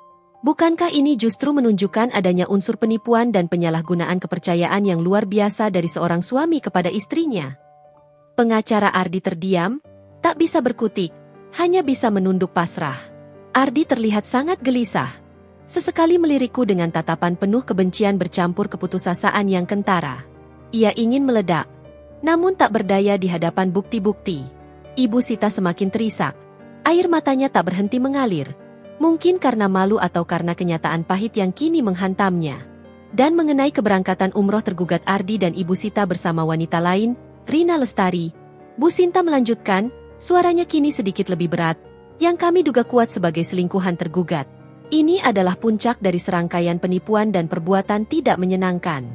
Menggunakan dana yang seharusnya untuk keluarga atau bahkan ibadah yang tulus, justru digunakan untuk tindakan yang tidak bermoral dan menodai kesucian ibadah itu sendiri. Bukti tiket dan transfer dana ke Rina Lestari pada tanggal yang sama adalah indikasi kuat. Suasana ruang sidang semakin tegang. Majelis hakim mencatat setiap poin dengan saksama, wajah mereka menunjukkan keseriusan. Aku duduk tegak, mendengarkan setiap patah kata, merasakan setiap pukulan telak yang dilayangkan Bu Sinta pada mereka. Ini bukan hanya pertarungan hukum untuk mendapatkan kembali hartaku. Ini adalah pembuktian harga diriku, validasi atas rasa sakit dan pengkhianatan yang kurasakan. Sidang pertama berakhir dengan keputusan majelis hakim untuk melanjutkan ke tahap pembuktian lebih lanjut, meminta kedua belah pihak menyiapkan saksi dan bukti tambahan. Sebelum meninggalkan ruang sidang, Ardi sempat mengangkat kepalanya, melemparkan pandangan tajam dan penuh ancaman ke arahku, sebuah tatapan yang penuh kebencian sekaligus kekalahan. Ibu Sita menatapku dengan mata memohon. Namun aku mengabaikannya, menatap lurus ke depan. Aku keluar dari ruang sidang dengan kepala tegak, langkah mantap. Topeng mereka sudah mulai terlepas di depan umum, di mata hukum. Dan aku tahu, masih banyak drama yang akan terjadi. Ini baru bab 10, dan pertempuran masih panjang. Namun kemenangan awal sudah di tangan. Minggu-minggu berikutnya diwarnai dengan serangkaian sidang lanjutan yang melelahkan, namun penuh dengan kemenangan-kemenangan kecil yang menguatkan jiwaku. Setiap sesi adalah pengulangan drama yang sama, namun dengan intensitas yang meningkat. Kami menyajikan bukti tak terbantahkan, Ardi dan pengacara barunya, seorang pria parubaya yang terlihat lebih berpengalaman namun tetap kesulitan, terus mencoba berdalih dengan argumen yang semakin lemah dan tidak masuk akal. Sementara itu, Ibu Sita terus-menerus menangis, meraung, dan sesekali mencoba pingsan, seolah ingin menarik simpati majelis hakim, atau mungkin, memang ia benar-benar merasa tertekan. Rina sendiri tidak pernah muncul di pengadilan agama, namun aku tahu ia pasti merasakan tekanan hebat dari laporan pidana penipuan yang kuajukan di kepolisian. Bu Sinta, dengan kepiawaiannya yang tak tertandingi, selalu berhasil mematahkan setiap sanggahan mereka. Ia menampilkan data transfer bank yang sangat rinci, menunjukkan setiap rupiah yang keluar dari rekening gajiku untuk keperluan Ardi. Ada lembar demi lembar mutasi rekening, bukti pembayaran cicilan mobil mewah, dan bahkan bukti pelunasan KPR rumah yang dibayar sepenuhnya dari bonus kinerjaku yang besar sebagai area manager.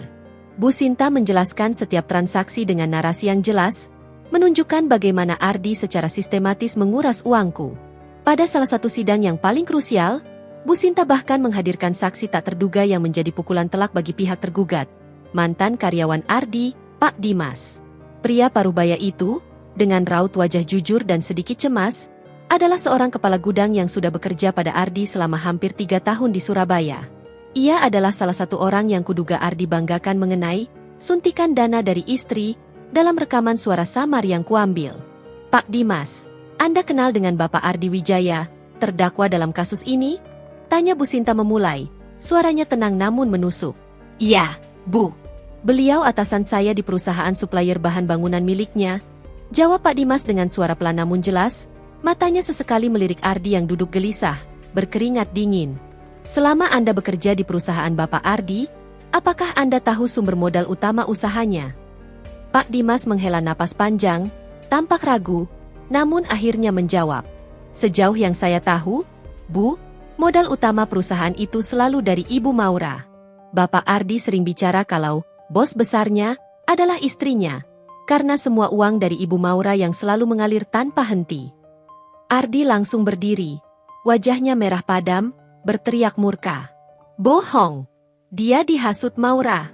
Dia iri dengan saya. Itu semua fitnah. Hakim ketua mengetuk palu dengan keras. Tergugat, harap tenang. Anda akan mendapat giliran untuk menanggapi setelah saksi selesai memberikan keterangan.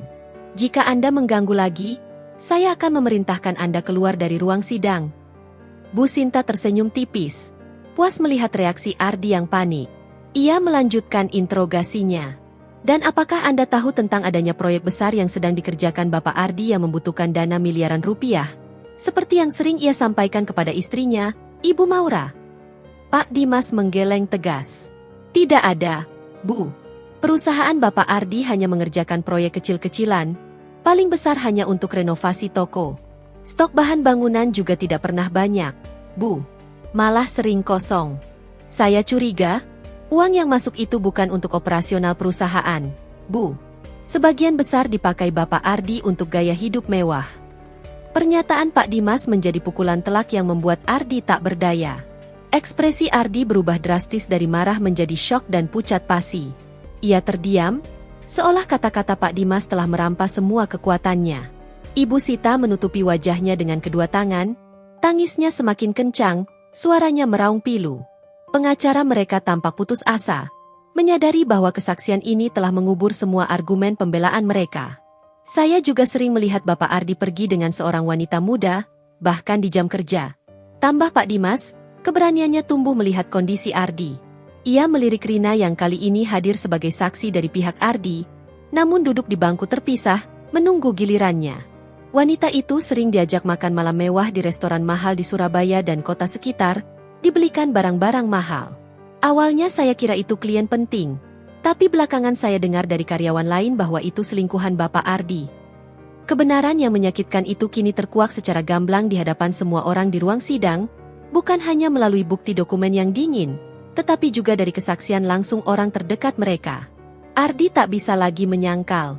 Topeng kebohongannya hancur berkeping-keping, meninggalkan wajah aslinya yang penuh ketamakan dan pengkhianatan. Sidang berlanjut dengan kesaksian Rina. Awalnya, ia mencoba menyangkal hubungannya dengan Ardi, mengatakan hanya sebatas rekan kerja dan semua hadiah yang ia terima adalah bonus kinerja. Namun, Bu Sinta dengan cepat dan tanpa ampun menghadirkan bukti chat mesra, transfer dana pribadi dalam jumlah besar, dan bahkan foto-foto mereka berdua yang diambil dari ponsel Ardi saat mereka sedang berlibur bersama di luar kota. Rina akhirnya tidak sanggup lagi berbohong. Ia menangis histeris dan mengakui semuanya, bahwa ia memang menjalin hubungan terlarang dengan Ardi dan menerima banyak uang serta hadiah darinya. Ia bahkan memohon maaf kepadaku di ruang sidang. Namun suaraku sudah terlalu dingin untuk merespons. Aku hanya menatapnya tanpa ekspresi, seolah ia adalah patung tak bernyawa. Setiap sesi sidang adalah pengurasan emosi yang luar biasa bagiku, namun juga memberiku kekuatan yang tak terhingga. Melihat wajah mereka yang pucat pasi, melihat bagaimana setiap kebohongan mereka dibongkar habis di hadapan hukum, memberiku kepuasan yang tak terlukiskan.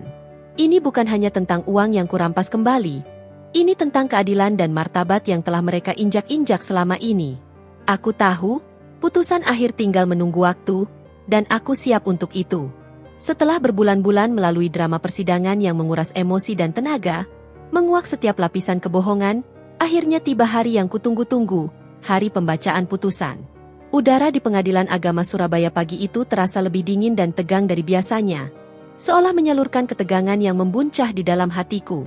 Aku datang sendiri, ditemani Bu Sinta yang tampak tenang, profesional, dan penuh keyakinan. Di bangku terdakwa, Ardi duduk sendirian, kali ini tanpa Ibu Sita, yang mungkin sudah terlalu malu atau sakit untuk hadir, atau mungkin memilih untuk menghilang. Rina juga tidak terlihat. Wajah Ardi pucat pasi, matanya cekung, dan tubuhnya terlihat semakin kurus, seolah semua vitalitasnya telah terkuras habis oleh tekanan. Ia tampak seperti bayangan dari pria gagah dan arogan yang pernah kukenal 5 tahun lalu. Majelis hakim memasuki ruangan, dan seketika semua orang berdiri, mengikuti protokol yang berlaku. Suasana hening mencekam, hanya terdengar suara ketukan sepatu hakim ketua saat berjalan ke tempatnya. Dengan suara yang jelas, lantang, dan penuh wibawa, Hakim Ketua mulai membacakan putusan. Setiap kata terasa seperti palu godam yang menghantam Ardi dan segala kemunafikannya. Berdasarkan bukti-bukti yang sah dan meyakinkan, serta keterangan saksi-saksi yang memberatkan, Majelis Hakim memutuskan, mengabulkan gugatan cerai penggugat, Maura Sanjaya, terhadap tergugat, Ardi Wijaya, secara penuh dan tanpa syarat. Jantungku berdegup kencang. Namun ada rasa lega yang luar biasa menyelimuti. Cerai. Kata itu, yang dulu terasa menakutkan dan menghancurkan impian, kini menjadi simbol kebebasan. Sebuah gerbang menuju kehidupan baru yang bersih dari pengkhianatan. Aku sudah resmi berpisah dari orang yang telah menghancurkanku.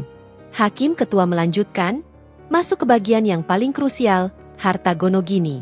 Mengenai harta bersama yang diperoleh selama perkawinan, Majelis Hakim menetapkan bahwa rumah yang beralamat di, alamat lengkap rumah di Surabaya, dan mobil-mobil dengan nomor polisi. Sebutkan setiap nomor polisi mobil yang disengketakan. Misal, G1234XY dan G5678ZQ, sepenuhnya jatuh kepada penggugat, Maura Sanjaya. Hal ini didasarkan pada bukti-bukti transfer dan mutasi rekening yang secara konkret menunjukkan bahwa seluruh pembelian aset tersebut menggunakan dana pribadi penggugat. Tergugat tidak dapat membuktikan kontribusi signifikan dalam perolehan aset tersebut, melainkan hanya memanfaatkan dana yang diberikan penggugat. Dunia Ardi seolah runtuh. Wajahnya yang sudah pucat kini semakin putih seperti mayat, bibirnya gemetar, dan matanya melebar tak percaya. Aku bisa melihat bahunya bergetar hebat, tatapannya kosong, menatap lantai seolah mencari jawaban yang tak akan pernah ia temukan. Ia sudah kalah total. Rumah yang ia banggakan, mobil-mobil mewah yang ia pamerkan kepada teman-temannya, semua kini kembali padaku, pemilik sahnya yang sebenarnya. Kebohongannya terbongkar tuntas. Selain itu, lanjut Hakim Ketua, suaranya tetap tegas, tergugat Ardi Wijaya diwajibkan mengembalikan seluruh dana yang terbukti ditransfer dari rekening penggugat untuk keperluan bisnis tergugat yang tidak dapat dipertanggungjawabkan, serta dana yang digunakan untuk keberangkatan umroh tergugat dan pihak ketiga, senilai total 2 miliar 700 juta rupiah. Pengembalian dana ini harus dilakukan dalam waktu selambat-lambatnya 1 bulan setelah putusan ini berkekuatan hukum tetap, atau akan dilanjutkan dengan proses eksekusi aset lain yang mungkin dimiliki tergugat. Total 2 miliar 700 juta rupiah. Sebuah angka yang fantastis, jauh lebih besar dari yang kuperkirakan sebelumnya. Mereka tidak hanya kehilangan aset, tetapi juga harus mengembalikan semua uang tunai yang selama ini mereka habiskan untuk kesenangan dan tipuan. Ini adalah pukulan telak yang akan melumpuhkan mereka secara finansial. Putusan ini berlaku sejak hari ini dan akan berkekuatan hukum tetap apabila tidak ada upaya hukum banding dari kedua belah pihak dalam waktu 14 hari kerja. Pungkas Hakim Ketua, lalu mengetuk palu 3 kali dengan irama yang mantap dan final. Palu itu bergaung di ruang sidang yang hening, menandai akhir dari satu babak pahit dalam hidupku dan awal dari babak yang baru bagi kami semua. Aku menatap Ardi. Ia duduk terpaku, seolah jiwanya telah keluar dari tubuhnya, tidak percaya dengan apa yang baru saja ia dengar. Pengacaranya menepuk pundaknya, tampak pasrah dan kehabisan kata-kata. Tidak ada celah untuk sanggahan. Setelah sidang ditutup dan majelis hakim meninggalkan ruangan, Bu Sinta menoleh padaku dengan senyum lebar dan tulus. Selamat, Maura. Kita menang mutlak. Ini adalah putusan yang sangat adil dan sesuai dengan semua bukti kuat yang kita ajukan. Kamu telah mendapatkan kembali hakmu sepenuhnya. Aku mengangguk, mata berkaca-kaca, bukan karena sedih, tapi karena rasa campur aduk antara lega yang mendalam, kepuasan yang dingin, dan sedikit pahitnya kenyataan. Aku telah mendapatkan kembali apa yang menjadi hakku, dan mereka telah menerima balasan yang setimpal, bahkan mungkin lebih berat dari yang mereka bayangkan. Saat aku melangkah keluar dari ruang sidang, dengan kepala tegak dan langkah mantap, aku bisa merasakan tatapan Ardi yang mengikuti setiap langkahku. Sebuah tatapan penuh kebencian, penyesalan, dan kekalahan yang tak terhingga. Aku tidak menoleh. Kemenangan ini bukan hanya tentang harta yang kembali ke tanganku, tetapi tentang martabat dan keadilan yang telah kubela mati-matian. Ardi telah kehilangan segalanya. Istri, rumah, mobil, uang, dan yang paling penting, nama baiknya di mata masyarakat Surabaya. Ia kini menjadi pria bangkrut yang terlilit utang, dan harus hidup dengan aib pengkhianatan yang akan terus membayanginya. Kehancuran mereka baru saja dimulai, dan aku akan menyaksikannya hingga tuntas, sampai ke akar-akarnya. Palu hakim telah diketuk, mengakhiri babak pahit dalam hidupku. Putusan pengadilan memberikan kemenangan mutlak, mengembalikan semua hakku dan menelanjangi Ardi di mata hukum serta masyarakat Surabaya. 2 minggu setelah putusan berkekuatan hukum tetap, periode banding yang tidak mereka ambil, mungkin karena sudah terlalu terpojok dan tak punya daya, proses eksekusi aset berjalan sangat lancar. Rumah mewah yang dulu kubangun dengan keringat dan air mata, kini sepenuhnya menjadi milikku kembali. Surat-surat tanah dan bangunan sudah atas namaku. Mobil-mobil mewah berbagai tipe yang dulu ia banggakan dan pamerkan, kini terparkir rapi di garasi dengan status kepemilikan atas namaku. Bahkan, rekening-rekening yang kubuka atas namaku dulu, kini sudah bersih dari campur tangannya, sepenuhnya di bawah kendaliku. Namun, kemenangan ini tidak serta-merta membuatku euforia. Ada kekosongan yang dalam, sebuah sisa luka yang tidak bisa diisi hanya dengan materi atau pengakuan hukum. Rumah itu, meskipun kini sepenuhnya milikku, terasa terlalu besar dan sepi. Setiap sudutnya menyimpan kenangan, baik manis maupun pahit, dari 5 tahun yang kuhabiskan di sana bersamanya. Aku memutuskan untuk merombak total interior rumah, mengubah setiap detail agar tidak ada lagi jejak Ardi di dalamnya. Warna dinding diganti dari krem lembut menjadi abu-abu terang yang modern, furnitur diganti dengan gaya minimalis yang lebih mencerminkan diriku, dan taman yang dulu dibiarkan Ardi tak terurus kini dirapikan menjadi tempat yang nyaman untuk bersantai. Aku ingin rumah ini benar-benar menjadi awal yang baru, bukan sekadar tempat kembali ke masa lalu. Bu Sinta terus mengurus proses penagihan uang tunai sebesar 2.700.000.000 rupiah dari Ardi. Namun, seperti yang sudah kuduga, Ardi tidak punya uang. Dia berusaha mencari pinjaman ke sana kemari, Maura. Bahkan menjual beberapa aset kecil yang ia sembunyikan, seperti motor lama dan beberapa perhiasan sisa. Tapi tidak ada yang mau membantu sepenuhnya. Reputasinya sudah hancur lebur di mata rekan bisnis dan bahkan sebagian kecil keluarganya sendiri. Lapor Bu Sinta suatu hari melalui telepon. Kita akan melakukan penyitaan aset lebih lanjut jika ia tetap tidak bisa memenuhi kewajiban ini, mungkin dari properti lain yang tersembunyi atau aset milik Ibu Sita jika terbukti ada aliran dana ke sana. Aku membiarkan Bu Sinta mengurus semuanya dengan tenang. Fokusku kini adalah diriku sendiri, memulihkan diri, dan membangun kembali masa depanku.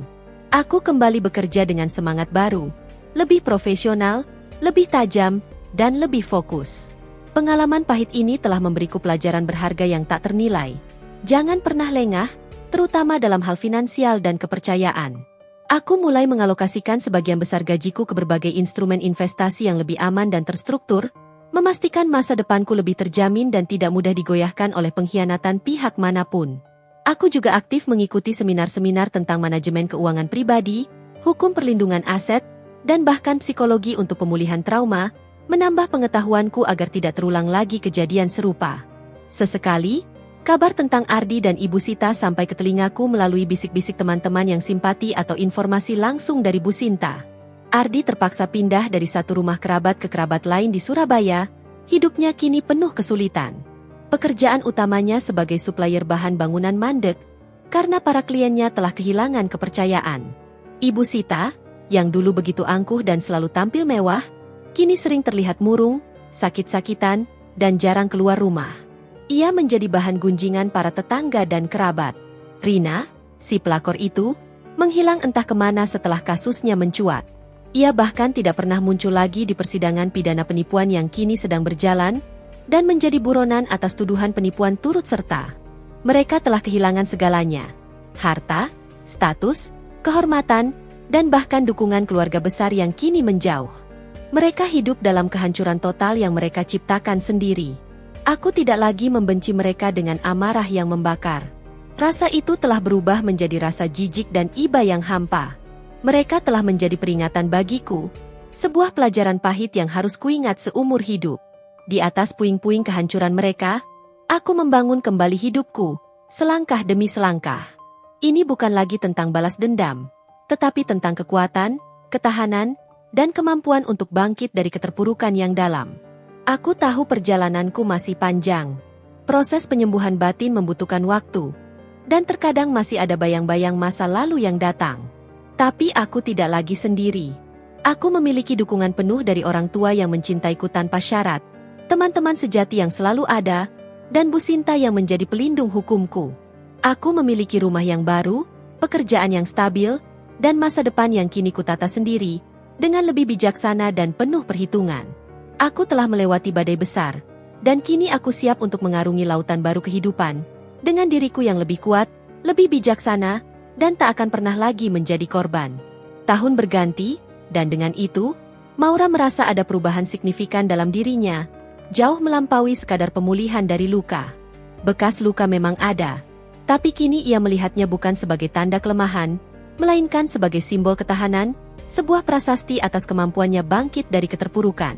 Rumah yang dulu dipenuhi bayangan Ardi kini benar-benar menjadi kanvas baru kehidupannya.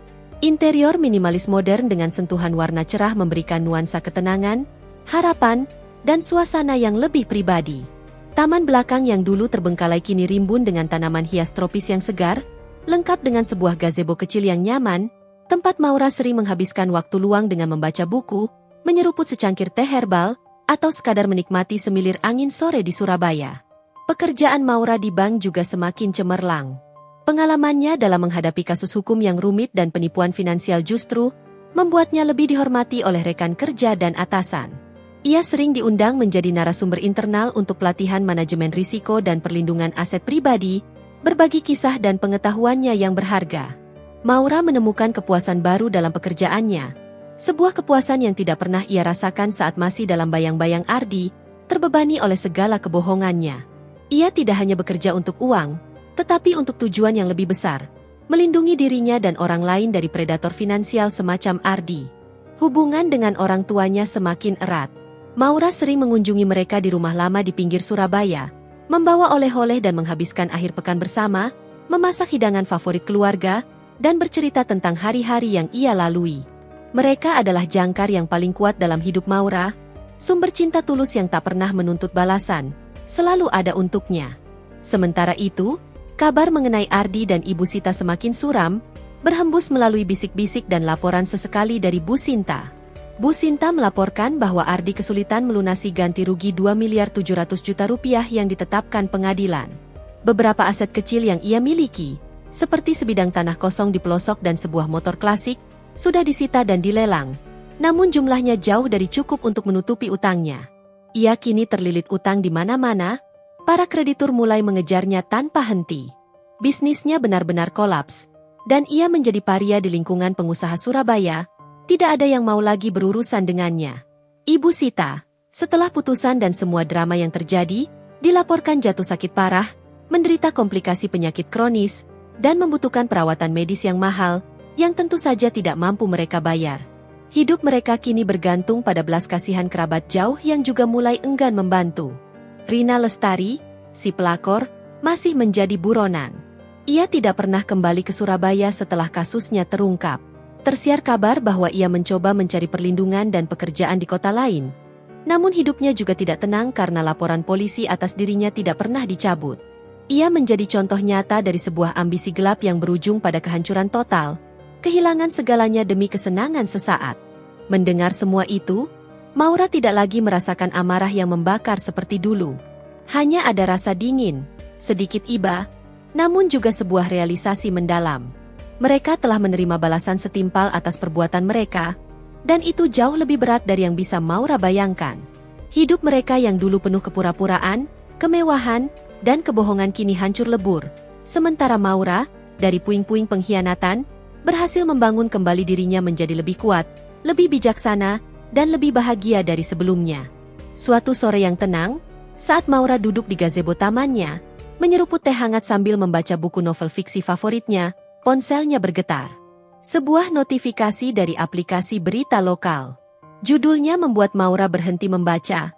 Jantungnya berdetak sedikit lebih cepat. Mantan pengusaha properti Surabaya, Ardi Wijaya, dilaporkan bangkrut total dan terlilit utang besar, keluarga terpecah belah. Di bawahnya ada foto buram Ardi yang tampak sangat kurus, renta, dan tidak terurus, jauh dari citra gagahnya dulu. Artikel itu juga menyebutkan kondisi ibunya yang sakit keras tanpa biaya, dan keberadaan Rina Lestari yang masih dalam pencarian pihak berwajib. Sebuah akhir yang tragis bagi mereka. Maura menatap foto itu lama, menatap nama yang pernah mengisi seluruh dunianya. Tidak ada kepuasan yang membara, tidak ada dendam yang menguasai, hanya ada ketenangan. Sebuah ketenangan yang ia raih setelah melewati badai terhebat dalam hidupnya.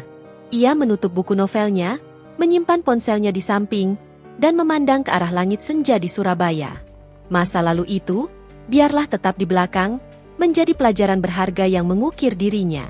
Kini, ia siap melangkah maju, membuka lembaran baru, menuju masa depan yang cerah, dibangun atas keteguhan hati dan pembelajaran berharga, dengan penuh syukur atas kekuatan yang ia temukan dalam dirinya. 6 bulan berlalu sejak putusan pengadilan yang mengakhiri saga pahit dalam hidup Maura. Kini, kehidupannya di Surabaya telah sepenuhnya tertata, seperti sebuah lukisan yang baru selesai dikerjakan, penuh warna dan harapan. Rutinitasnya sebagai area manajer di bank kembali normal, bahkan terasa lebih memuaskan. Ia menemukan bahwa pengalamannya menghadapi kasus hukum yang rumit justru memberinya perspektif baru, dan membuatnya lebih dihargai oleh rekan kerja serta atasan. Maura kini aktif dalam berbagai kegiatan sosial, bergabung dengan komunitas lari pagi di sepanjang pantai Surabaya, dan kembali menekuni hobinya melukis abstrak di studio kecil di rumahnya yang direnovasi, sebuah kegiatan yang dulu sempat terbengkalai. Trauma masa lalu memang tidak sepenuhnya hilang. Namun Maura belajar hidup berdampingan dengannya, mengubahnya menjadi kekuatan pendorong untuk terus maju. Suatu sore yang tenang, saat Maura baru saja selesai melukis abstrak, puas dengan sapuan kuasnya, ponselnya berdering. Nama Bu Sinta muncul di layar, diiringi senyum tipis di wajah Maura. "Maura, ada kabar baik." Suara Bu Sinta terdengar ceria dan penuh semangat. "Rina Lestari sudah tertangkap di Jakarta. Dia akan segera diadili terkait laporan penipuanmu. Pihak kepolisian berhasil melacak keberadaannya dari jejak transaksi kecil yang ia lakukan. Dan, tim kami juga berhasil menemukan beberapa aset lain atas nama Ardi yang selama ini disembunyikan, berupa deposito berjangka dan tanah di luar Surabaya. Kita akan segera mengajukan permohonan eksekusi untuk menutupi sisa ganti rugi yang belum terpenuhi." Maura tersenyum tipis, sebuah senyum lega yang tulus. "Baguslah, Bu. Saya serahkan semuanya pada Ibu. Biarkan hukum berjalan sebagaimana mestinya." Ia tidak lagi merasakan luapan emosi seperti amarah atau dendam saat mendengar kabar tentang mereka. Hanya ada rasa lega yang dingin, bahwa keadilan akan terus berjalan dan setiap perbuatan akan mendapatkan balasan yang setimpal. "Ngomong-ngomong, Maura," Bu Sinta melanjutkan, nadanya berubah sedikit lebih formal dan penuh misteri. "Saya akan mengadakan acara syukuran kecil di kantor lusa malam. Hanya untuk tim, beberapa klien yang sukses, dan kolega dekat. Saya ingin sekali kamu datang. Ada sesuatu yang ingin saya kenalkan padamu secara langsung." Maura sedikit terkejut. Bu Sinta jarang sekali mengadakan acara semacam ini, apalagi mengundangnya secara khusus dengan nada yang begitu antusias. "Syukuran apa, Bu?" Kedengarannya penting. "Syukuran atas keberhasilan kita yang luar biasa, Maura. Dan juga, saya ingin memperkenalkan kamu secara resmi kepada salah satu rekan bisnis saya, yang mungkin bisa menjadi mitra potensial di masa depan, atau bahkan lebih. Dia sangat terkesan dengan ketangguhanmu selama kasus ini, Maura. Saya rasa kalian akan cocok." Ada nada lain dalam suara Bu Sinta yang membuat Maura sedikit curiga, namun kali ini bukan kecurigaan negatif. Maura memutuskan untuk tidak terlalu memikirkannya, hanya akan datang dan melihat apa yang terjadi. "Baik, Bu. Saya akan datang. Terima kasih banyak atas undangannya." Lusa malam, Maura tiba di kantor Bu Sinta yang telah bertransformasi menjadi area pesta yang sederhana namun elegan. Ruangan dipenuhi aroma bunga segar dan alunan musik jazz yang menenangkan, menciptakan suasana hangat. Maura menyapa beberapa staf dan rekan-rekan Bu Sinta yang ia kenal, bertukar cerita ringan. Beberapa menit kemudian, Bu Sinta menghampirinya, membawa seorang pria berpostur tinggi dan berwajah ramah. "Maura, ini Pak Adnan." Bu Sinta memperkenalkan dengan senyum lebar yang penuh arti. "Pak Adnan, ini Maura Sanjaya, klien yang paling tangguh sekaligus teman baik saya yang sudah sering saya ceritakan. Dia adalah wanita luar biasa." Pak Adnan tersenyum ramah. Matanya memancarkan kecerdasan dan kehangatan yang tulus. Ia adalah pria berkulit sawo matang, rambut hitam disisir rapi, dengan sorot mata cerdas dan hangat. Usianya mungkin sedikit di atas Maura, sekitar awal 40-an. Ia mengenakan kemeja batik modern dengan corak khas Surabaya yang serasi dengan suasana acara. "Senang sekali akhirnya bisa bertemu langsung dengan Anda, Ibu Maura." Sapa Pak Adnan, suaranya tenang, berwibawa, dan sedikit serak namun menyenangkan. "Saya sudah banyak mendengar cerita inspiratif tentang Anda dari Bu Sinta. Saya sangat salut dengan keteguhan dan kekuatan Anda menghadapi badai sebesar itu. Jarang sekali saya menemukan orang yang sekuat Anda." Maura sedikit tersipu, namun membalas senyumnya dengan tulus. "Terima kasih banyak, Pak Adnan. Anda terlalu berlebihan dalam memuji saya." "Tidak sama sekali, Maura," timpal Pak Adnan dengan senyum tipis. "Ketangguhan dan integritas seperti Anda tidak banyak dimiliki orang saat ini. Saya seorang pengusaha di bidang teknologi, dan saya selalu mencari orang-orang yang berintegritas tinggi dan memiliki semangat pantang menyerah seperti Anda. Mungkin ada peluang kita bisa berkolaborasi." Percakapan mengalir lancar. Pak Adnan tidak bertanya tentang detail kasusnya yang kelam, melainkan lebih tertarik pada pandangan Maura tentang resiliensi, bagaimana ia membangun kembali hidupnya, dan visinya tentang masa depan finansial. Ia juga berbagi sedikit tentang perusahaannya, sebuah startup teknologi yang bergerak di bidang fintech dan cybersecurity, sebuah bidang yang sangat menarik minat Maura sebagai bankir. Ada kecocokan dalam visi dan misi, sebuah koneksi yang terasa berbeda dari sebelumnya. Ini bukan percakapan tentang materi atau status, melainkan tentang nilai-nilai, tujuan hidup, dan potensi yang bisa dibangun bersama. Sepanjang malam, Maura menemukan dirinya nyaman berbicara dengan Pak Adnan. Mereka berbagi tawa, ide, dan bahkan beberapa pandangan filosofis tentang kehidupan. Ada chemistry yang terasa alami, seolah mereka sudah lama mengenal. Ketika acara usai, Pak Adnan dengan sopan meminta izin untuk bisa menghubunginya lagi. Saya harap kita bisa berdiskusi lebih lanjut, Maura. Mungkin tentang potensi kerjasama bisnis yang sudah saya pikirkan, atau sekadar bertukar pikiran tentang masa depan. Saya ingin mengenal Anda lebih jauh. Maura tersenyum, hatinya terasa ringan. Tentu, Pak Adnan. Senang sekali. Ia pulang ke rumah dengan perasaan yang ringan dan pikiran yang dipenuhi harapan baru. Malam itu, di kamarnya, Maura menatap pantulan dirinya di cermin. Wajahnya yang dulu pucat dan sembab kini memancarkan aura ketenangan, keyakinan, dan sebuah kebahagiaan yang tulus. Ia telah melewati neraka, dan kini ia berdiri tegak, siap untuk babak baru dalam hidupnya.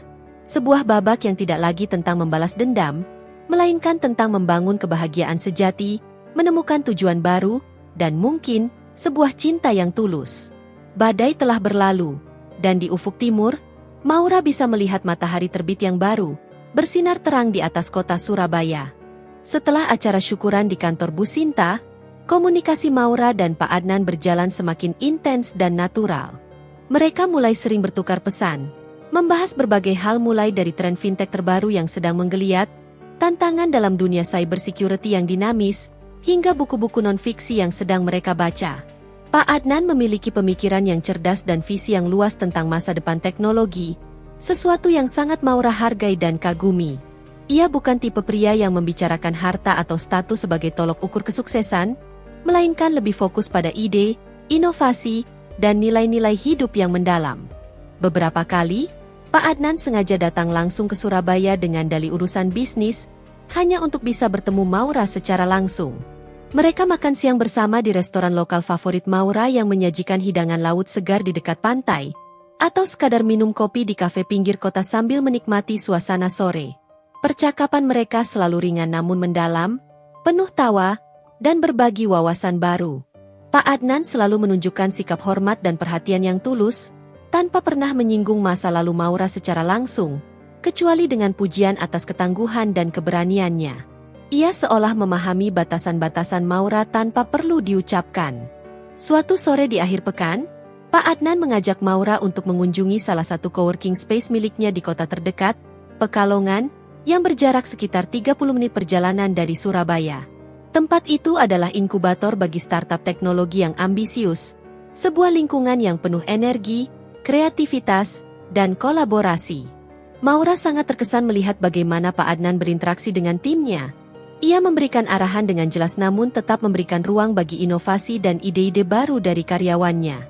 Atmosfer di sana terasa positif dan inspiratif. Saya ingin menciptakan ekosistem di mana ide-ide brilian bisa berkembang dan menciptakan dampak nyata, kata Pak Adnan, menatap Maura dengan senyum tulus yang memancarkan optimisme.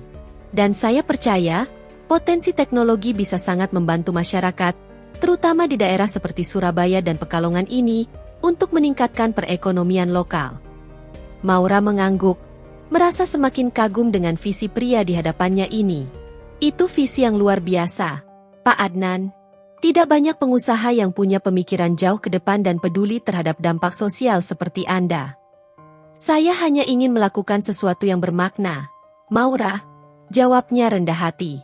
Ia terdiam sejenak, mengalihkan pandangannya dari ruangan ke arah Maura, menatap lekat-lekat.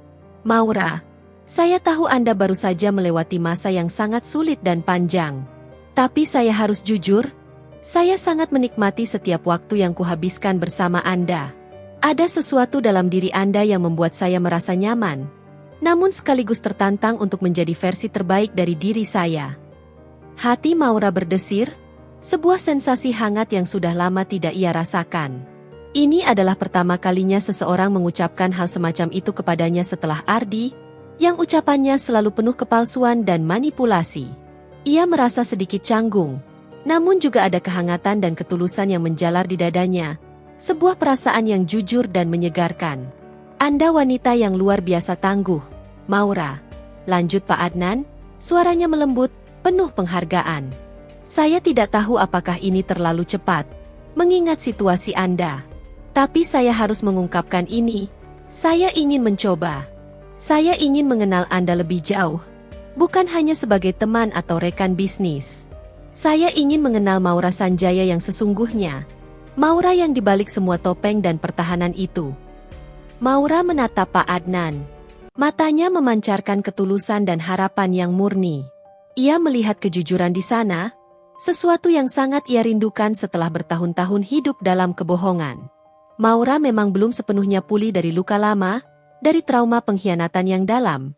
Namun ia juga tahu bahwa ia tidak bisa terus-menerus hidup dalam bayang-bayang masa lalu.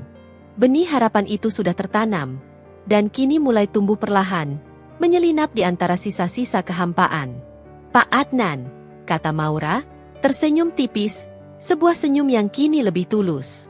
Saya juga merasa nyaman dan senang menghabiskan waktu bersama Anda. Saya tidak tahu apakah ini terlalu cepat, tapi saya bersedia mencoba. Kita bisa mulai dari berteman lebih dekat, dan melihat kemana arahnya. Senyum Pak Adnan melebar, matanya berbinar penuh kelegaan dan kebahagiaan. Terima kasih, Maura. Itu sudah lebih dari cukup bagi saya. Saya menghargai keberanian Anda untuk membuka diri. Mereka menghabiskan sisa sore itu dengan diskusi ringan dan tawa renyah, melupakan sejenak beban dunia. Maura merasakan beban di pundaknya sedikit terangkat. Ini adalah awal yang baru, bukan pengganti dari apa yang hilang, melainkan sebuah babak baru yang ia bangun sendiri, dengan hati-hati dan penuh kesadaran. Ia tidak mencari pelarian dari masalahnya, melainkan sebuah kesempatan untuk kembali percaya pada kebaikan manusia, untuk kembali membuka hati pada kemungkinan kebahagiaan yang tulus dan sejati.